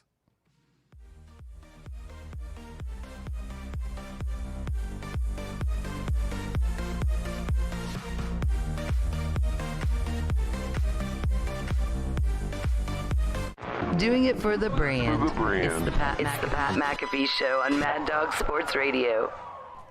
Welcome back to that show. Friday, October 23rd, 2020. We lead into week 7 of the NFL season and a Big Ten comeback in the college football world. Should be the greatest weekend that we've had of football in a long, long time. Last night, the Eagles and the Giants set the tone for what this weekend is going to be with incredible football. Thought we had a little music back there. I was going to go for it there, ride the wave. That music disappeared. Go a cappella and talk about it. I will. Last night, there was a game played between two NFC East giants. Going into the game, they had 2 wins combined, 9 losses combined, and 1 tie amongst them. And they put on an absolute show, a thriller. And the highlight of the night in a lot of people's eyes was a man running for 80 yards and then falling on his face because he was running 21.23 miles an hour. But I think what I learned is that Eagles team might be all the way back. Oh. The NFC East might be in trouble with the Philadelphia Eagles getting that win last night because they were not supposed to win that game last night. They missed a chippy by Jake Elliott, which never ever happens. The guy's a really good kicker. Then they turnover on downs on like the 3-yard line or whatever going in to score. They should not have won that game. They did win that game. Are the Philadelphia Eagles the new hottest team in the NFL? People are asking. Speaking of hot teams in the NFL, let's talk about the New York Jets getting 12 points at home against the Buffalo Bills. I like this game. I put it in my teaser, my Super Boost teaser at FanDuel, which is the odds are next level, plus 200 for one of the tastiest teasers I've ever seen in my entire life. Bills and Jets. The Jets, it has come out by numerous people that they are openly trying to suck. They are openly trying to enter the Trevor Lawrence sweepstakes. They are a team that Sam Darnold is allegedly coming back this weekend to play the football, as opposed to Joe Freaky Elite Flacco. The conversation around will the Jets win a game is one that will continue until they win a game. The real conversation, though, is will the Jets make any game an actual game? They've been dog-walked in just about every single outing. I don't plan on that changing, strictly because the Bills need a bounce back. Now, there is some updates on the Bills. Bills ruled out John Brown, Dawson Knox, and Josh Norman for Sunday's game against the Jets. Josh Norman, formerly of Lake Norman, now known as Get the fuck out of my way from Derrick Henry. Josh Norman, that is a little bit of a bummer for us that are betting on the Bills, but I do believe this is a game. It feels like Josh Allen will run up the score, their offense will come back to life, and the Jets once again suck. The line has actually moved down to 11. Oh. What's that mean? That's because Darnold's coming back? Guess who's back again? Darnold's back. Tell a friend. I would assume it's Darnold. I don't know. I believe, correct me if I'm wrong, I believe the Jets are 0-6 straight up and against the spread. It might be, yeah. So I just don't know how you even take a stab at them. Checks out, Tony. Thank you, pal. So they're 0-6 against the spread and straight up, and none of the games have even looked competitive at all. They've just been absolutely mollywop through the entire thing. I like the Bills a lot here. I teased them down. I think they're at 5 or 5.5 now in the tease or whatever. I like the Bills even at 11. I like them at 12. I like them at 13. I like them at 16, even if you can get an alternative. I think this is a 20-plus point victory. If the Bills want to be what we thought they were were early. If the Bills want to be a legit squad, this is the type of game that the Bills will come out and just stomp a team. If you want to be the Bills of the past, which kind of ride the wave, this is a team that people have stomped, that you should stomp, and also coming off a game that wasn't great, you have to stomp so your fans can continue to ride that Bills Mafia wave that we got a guy, we got a team, we got a division without Tom Brady in it that we could potentially go and get at this point. You have to bet against the Jets until they prove they can cover, correct? Cannot bet on the Jets, have to bet against the Jets. Right. It is almost a gambling law at this point. And if Sam Darnold plays well, the Jets are going to pull him, so they lose by 20. Either way. Yeah, it's very interesting. I'd be intrigued to see the moves they make to certify lose next week, this weekend. You know what I mean? They traded away a guy who's a good, he's part of my draft class, D tackle. They literally, by the way, this was created by a guy named @Jets Legacy or something. I forget his name. I actually told him the next time we run it, I'll give him credit. And that's on me because I forgot his goddamn name. I didn't expect it to come back up. It's an incredible edit by this guy. Yeah. I apologize for forgetting your name again. We did not make this. It was somebody else's work. We should give them credit. But I forgot the guy's fucking name. So that's 100% on me. But it does feel like the Jets are trying to lose. There's no way you can't bet against them in this particular case. And the last big game of the weekend, 49ers are traveling to New England. New England's favored by 2.5 points at this point. Every single game between Shanahan and Belichick has been like 34-28, 34-27, 34-20-something. The battle of wits between Shanahan and Bill Belichick is one that is great. I think it is one that will be interesting. It'll be one that we will enjoy. And for some reason, I'm getting a feeling that the 49ers are going to win this game. Whoa. I don't know why. I don't love that. I will not bet against the Patriots, so I won't bet this game. But the feeling I have is that the 49ers win this. And I don't think that means it's over for New England. I just feel like this is a game for the 49ers. It's a long travel, though, over there to Foxborough. Gumpy has the microphone. That means there's some nukes and stats going on. 49ers are great against the spread on the road.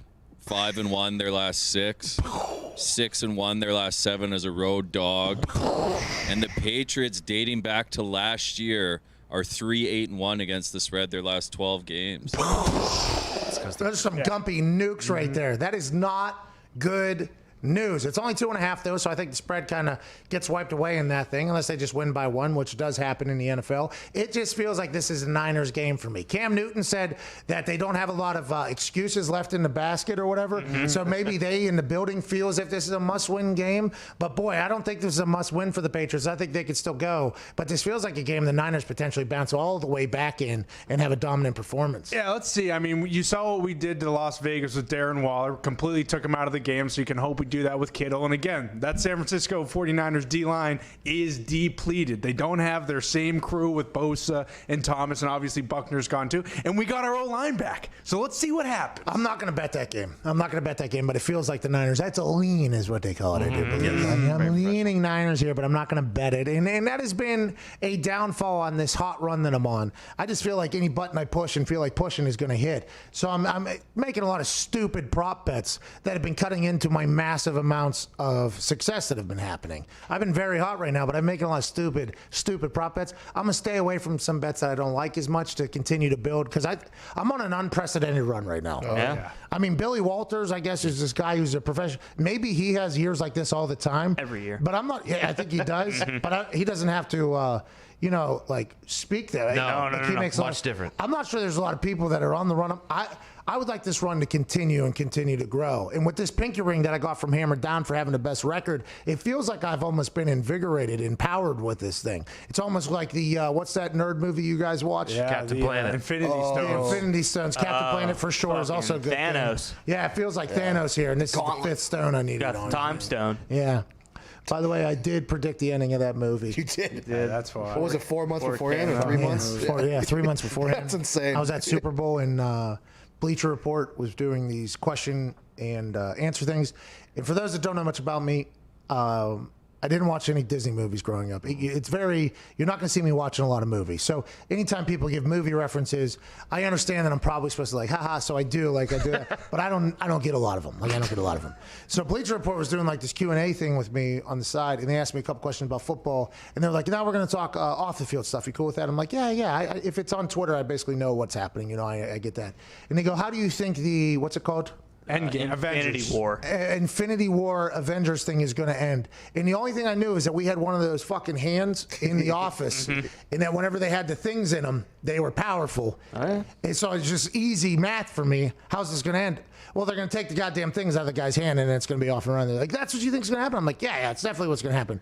3 months later, that movie comes out. Bleacher Report runs that video, and in the comment section, people are saying that I knew the writer of the fucking movie, and that's how I knew the whole thing. Come on. It was awesome. That's one of my favorite days, because that's like Nick's thing, you know, like Nick's big thing is those movies and all this stuff. Me getting that right is just me being, what do you guys watch? Like the most simple, the non-sophisticated movies of all time? Like, what do you watch? Oh, yeah, real bold prediction. You knew the good guys were going to win. I just want to let you know, they interviewed like 15 people down there, and I think a lot of those fucking gaming nerds, watched that and had no idea. They had no idea what was going on. Anyways, let's go to Tom in Arizona. What's going on, Tom? Hey, what's going on, guys? I got a question about, do you think some of the people that the Steelers are facing soon should bench their quarterbacks because the defense is just all over them? Like the Washington football team, Cowboys. You've seen what Arizona did to the Cowboys. Imagine the Steelers. Great question, Tom. Should people think about not having their starter go out there and just have a sacrificial lamb go out there and just get slaughtered by the Steelers' defensive line? I get it in theory, but boy, that'd be a tough sell in the locker room. That'd be a tough. Hey, offensive line. Yeah, we think you guys are good, but this particular week, the guy we're going to pay $100 million to, we're not going to have him play strictly because we think you guys are about to get fucking smoked there, pal.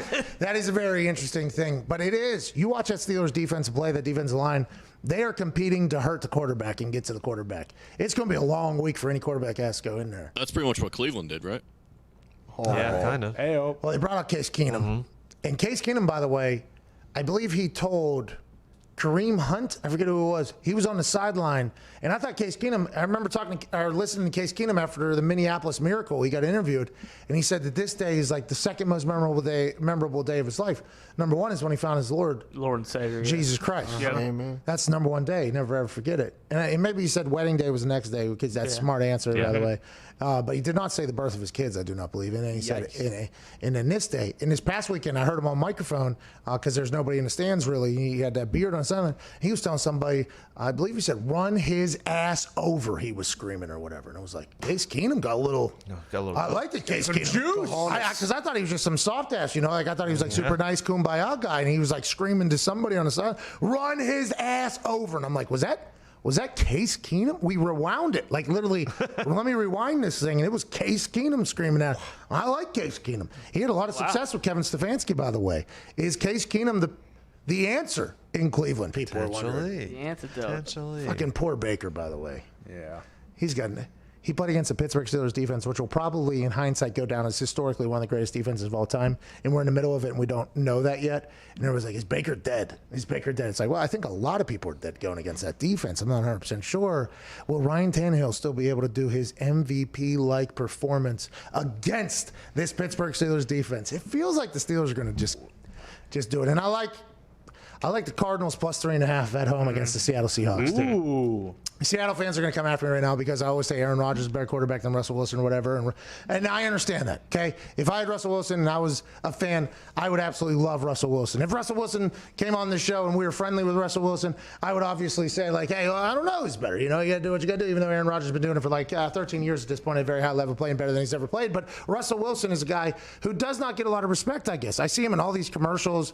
He hosts a bunch of things. He does a lot of things. But in the MVP voting, which is done by all those same humans that are putting him in all these positions, he's never got an MVP vote. And remember, opening night, that was the big talk. It's like, this guy deserves it, this guy deserves it. And they've been pushing that narrative hard this entire time. And if he gets Antonio Brown over there, it's going to get even worse and even better. But for me, I just think that this Cardinals team, and they have lost me money and they have won me money this year. They've been a bit inconsistent. Last week, Kyler Murray couldn't throw a damn football to anybody. He hit one to nuke or whatever. They only had 9 completions. Beat the shit out of the Dallas Cowboys. And I'm not saying Dallas Cowboys are a good test and should tell us what we need to know about the Cardinals. I just think this feels like one of those games where the Seahawks potentially slip up a little bit and the Cardinals get a win. It has nothing to do with Russell Wilson. Nothing. I mean, their defense is fucking awful, you know, and Carolina's offense is looking pretty good. So unless Russell Wilson can score on every single possession, you know, they may have some trouble. Cardinals. You knew that. Cardinals. Yeah, the Carolina Cardinals. Is that what I said? Flew over to Arizona. Yeah, I mean, a bunch of goddamn birds. I mean, yeah, he wanted to. Let's go to Steve in North Carolina. Steve, what's going on? Yo, what's going on, Pat? Happy Feel Good Friday. Hey, you too, Steve. Happy Feel Good Friday to you. What do you want to talk about, bub? My back just cracked. No, man, I just want to let you know how electrifying the show is. And it's been, 11 years almost to the day of a horrific accident that I had that left me paralyzed. Okay. And I'm back in rehab. Well, see, and it's all thanks to y'all, man. You and the boys, and just the electrifying attitude that you have, and man, just great karma. well, hey, we appreciate you, Steve. Thank you for listening, letting us be a part of your day. Yeah, I don't want to. What was the accident? Was it a car accident? Motorcycle. Yeah. Oh, man, what did you ride? Were you a Harley rider? Nah, it's an R1. Oh, you had one of them sport bikes down there. You had one of them. Oh yeah, yeah, you got to bend over, get down on that thing. Well, we appreciate you listening to us, brother. What do you want to talk about? I just want to appreciate y'all for appreciating me. Oh, Steve, thank you, brother. We appreciate you, man. Thank you so much. Happy Steve is on the other side of that, because obviously motorcycle accidents are always incredibly scary. Yeah. I ride a lot. I'm a Harley rider, and anytime you talk to somebody who also rides, they're like, have you gotten into an accident yet or whatever? And it's like, no, I try to get out. They're like, well, it's going to happen. You usually got to know what you're going to do or whatever. It happen. I guess that is just like a known thing. Like, hey, you are going to get into an accident. It's not going to be your fault, by the way. It's going to be other people. That's real conversation, though. That's like, that's an actual. Thinking about getting a bike. You're going to get in an accident. That's what everybody says. Not thinking about it anymore. That's what everybody says. You're the last human being. Yeah, you should not be on a bike. Too many potholes. Maybe a scooter. Get yourself a scooter. That's a good way to easy. Kind of ease your way in. I had a scooter in college to kind of ease my way into the bike. What or is whatever. it, like rear-ending someone? No, it's normally people. You're always saying too, like when you're driving, like you're driving for someone else too. Like yeah. When you're on a bike, you have to watch the driver. So a lot of people, whenever they drive, they watch cars or whatever. Whenever you're on a bike, you should watch the driver as opposed, because a lot of people will come over a lane, not see you or not look for you, or they'll go through like an intersection or whatever. I don't get on highways much because it feels like highways are a real problematic thing because you like check your mirror real quick and then you just go or whatever. But in the intersections, you got to really watch. You just got to guess, like, oh, if that's the worst driver on the planet, what would they do? Okay, that's what they did. All right, so we're out of here. It's not until you're on a motorcycle, though, that you realize how many people are on their phones while they're driving. Because, like, whenever I'm riding my motorcycle, I'm literally watching the person. Because if they're going to come over a lane or whatever, they'll move or even look. Like, they'll look at least. So I can at least see their head before they even do it. Now, granted, if there's people that just are driving without even looking, like, you're fucked either way there. Weapons. But then whenever you look in, you got people on their phone, and then they look up, and they look over, and then they look over. It's a real... Yeah. That's when I think I realized, like... That's so scary to think about. Oh, yeah. That's so fucking And then scary. you gotta be really on it whenever you're out there. But it's so nice, dude. You just put your phone away. Whenever you're just out there on a road where there's nobody else around, it's my favorite hobby. Because you can't be on your phone. Can't do anything else. It's just a nice cruise. I really love my bike. But yeah, every time you get on it, it's like... And that bike got that boom boom, though. Oh, yeah, we got some boom booms on there. And I got a little, air ride suspension, that the whole thing. And I got some lights under it and the whole thing. I got a pretty cool bike at this point. But yeah, every time you get on, like, oh, shit, this could be a problematic ride here. Yeah, so hopefully it never happens. But what's your plan then, if you have to have a plan of... So I'm pretty good at I can figure eight on my Harley pretty good, right? So I have pretty good handle of my bike at this point. Pretty good dexterity. Mm-hmm. There was a time there whenever I first got my bike. I bought a bike before having a license, obviously, or ever being on it. And I didn't even know how to start it without stalling it out. So that makes it a little bit difficult to be a very confident, smooth rider. But it didn't stop me. I was fucking out there. I was out there going ahead and doing it. But now I'm at the point where I'm pretty comfortable. I'm one with the bike. I would think that you shouldn't really do much real riding until you feel like you're at a point where you know what the fuck you're doing. I rolled the dice there for a couple years. I should not have been doing it, but here we are. We're okay. We're at this point. Worked out. But yeah, I feel really comfortable on a bike at this point. I actually bought I didn't buy it. My lady got me a dirt bike for Christmas because I want to reenact the DMX Rough Riders Anthem, where I'm just riding like a wheelie right down the middle of Meridian here with like a mask on and a drone and everything like that. I don't have the battery charger, so that thing's been dead since the day I got it. Oh, this Christmas, you know what Your wife should get you. No, I feel like it's a sign. Like that has been a sign for me. Like it's in the garage. I look at it. I'm like, I'm happy I have a dirt bike, but there's a reason I haven't figured out how to start the fucking thing. Like, you know what I mean? It feels like it's a sign. Universe telling you. Keep that. Hey, go ahead and keep that one under law. Yeah, keep that. It looks cool in the garage, though. It does look really cool. It looks real cool. And this potential new place that is potentially going to be a part of our lives has a massive field. You know? Oh, that is a good point. What's that thing? 150 cc's? Yeah. We go big. We go big boy on this. Okay. Because I'm a big body, so I want to be able to. Get Pastrana. Hey, is it raining? Yeah, huh? it's coming big down. time. There is a hole in said ceiling here, too. So there's a chance it's going to go down. Oh, it's gonna hit me. Viva Lazito, your poll for the day, which is a very large poll. What does it say? How's it look? Oh, yeah. Which undefeated team is most likely to be defeated this weekend? We had Titans at 47%, Steelers 34.2%, and Seahawks 18.9%. Two of those teams are taking on each other. There will only be two undefeated teams after this weekend. Will it be the Seahawks? And, well, maybe the Seahawks lose, too, by the way. There might be one undefeated team at least. Titans and Steelers take each other on. 47% of the people in this vote that has over near 17,000 votes say that the Steelers are going to beat the Titans, but 34.2% say Titans are going to beat the Steelers. That feels weird because 86% of the people that are betting on that game say the Titans are going to beat the Steelers. That's a big game this weekend.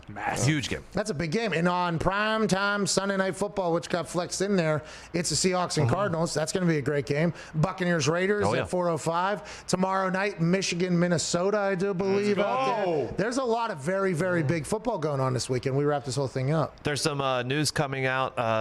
Emmanuel Sanders will be out for the Saints this weekend because he's been placed on the reserve COVID list. As Michael Thomas hasn't practiced either. A.J. Brown, talked about for the Titans, is going to play. Panthers plus 7.5 maybe. Joe Mixon is out for the Bengals. Austin Hooper is out for the Browns. Yeah, okay. I think Calvin Ridley and Julio Jones will play for the Falcons. Yeah, they're playing their asses off, by the way, trying to get the fuck out of there. The Panthers Saints, if there's no Emmanuel Sanders or Michael Thomas, I mean, Alvin Kamara is an absolute stud, but the Panthers getting 7.5, that feels like a very good bet all of a sudden. Oh, yeah. Like, that feels like a very, very good bet. It's still at 7.5, too. I'm surprised it has not changed yet. Well, that's going to move. Get in there quick if you want to get that thing. That is something that is awesome. Zito, what's your big takeaway from the week as we catapult people into another incredible show from Judge Torrey, then Mad Dog Sports, or Mad Dog Unleashed after that? What do you think is your final takeaway of the week, Z? Well, I'll tell you, I just don't want to have bad feelings about Doc from this whole takeaway. I hope he's a good guy. And I hope his dog's actually going through some stuff, and I hope he's fine. Well, you hope his dog's going through some stuff? Yeah, he didn't lie to us. In this situation. I hope he didn't lie to us, yeah. I understand what you said. Connor, your big takeaway from the week is that Zito is a terrible person? Or? I know Carson Wentz does have no regard for the football when he's scrolling around or running around the pocket. He did hold on to the rock for a long time for a veteran quarterback. There was a couple times he could have threw the ball away or did anything. That cross field throw he rolled right and threw it all the way back. He does not care. Danny Dimes doesn't either, by the way. No. Danny Dimes will turn the ball over. Ty, any final thoughts here? Go Pack Go, and also good luck to my brother's team in the playoffs. High school football matters. right. Safe trip back to Pittsburgh. Thank you. Diggs. Shady Rays is an independent sunglasses company, so not just some big stupid-ass corporation that overcharges for their shades. Everyone knows sunglasses are way overpriced and come from the same exact place. Shady Rays is out to do it differently with premium polarized shades at a fraction of the big-name brand costs. Shady Rays also has one of the best warranties in all of eyewears or anything. Replacements of shades, if they're lost or broken for any reason, it doesn't matter what happens. Did you drop them in an ocean, Ty? Yeah. Did you drop them in a lake, Ty? Yeah. Did you sit on them? Yeah. Did you throw them off a wall? Yeah. Did you lose them? Yeah. Well, they'll replace them no matter what. Try that with your high-priced, overpriced shades that you get from somewhere else. Even with that strong of a warranty, they still manage to make quality that can tell you is next level. Shady Rays also provides 10 meals to fight hunger in America with every order placed, and have already provided 10 million meals today. Wow, what an incredible company. Use code McAfee, MCAFEE, for 25% off any pair of shades at ShadyRays.com. You can get a quality, polarized pair of sunglasses for as low as $36 with this deal. All right, this show's ending. It's been a great Feel Good Friday. We covered everything we're supposed to. Thanks to all of our guests. Thanks to all of our viewers, all of our listeners. Judge Torrey is next here on Sirius XM Mad Dog Sports Radio. Have a great weekend.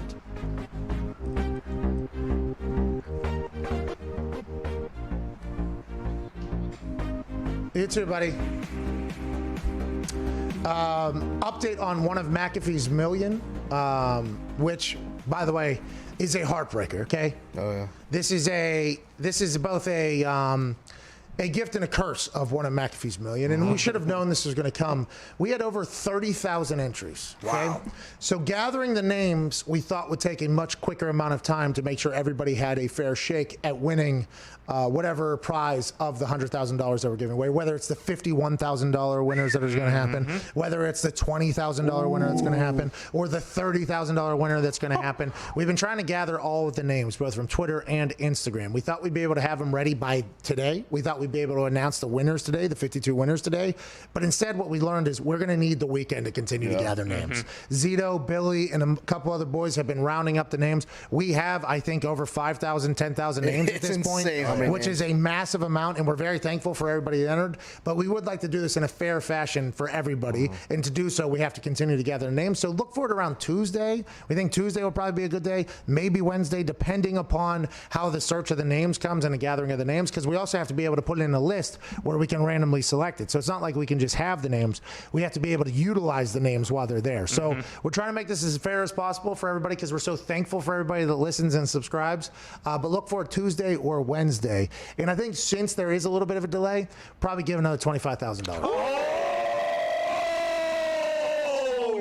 So now there'll be 53 winners with $125,000 given away. That's amazing. And that's because we apologize for the time it has taken us to gather all of the names to do this thing in a fair fashion. So we appreciate all of you. Have an incredible weekend. Hammer Don starts in about 32 minutes right here. Michael Lombardi will give out his picks. He is a football genius. Gumpy will give out some more nukes. Tone Diggs, and I'll give out all my official picks. Winners. It should be a lot of fun. I'm on a heater. So are the boys. Come make some money with us and have the greatest weekend of your life. Cheers.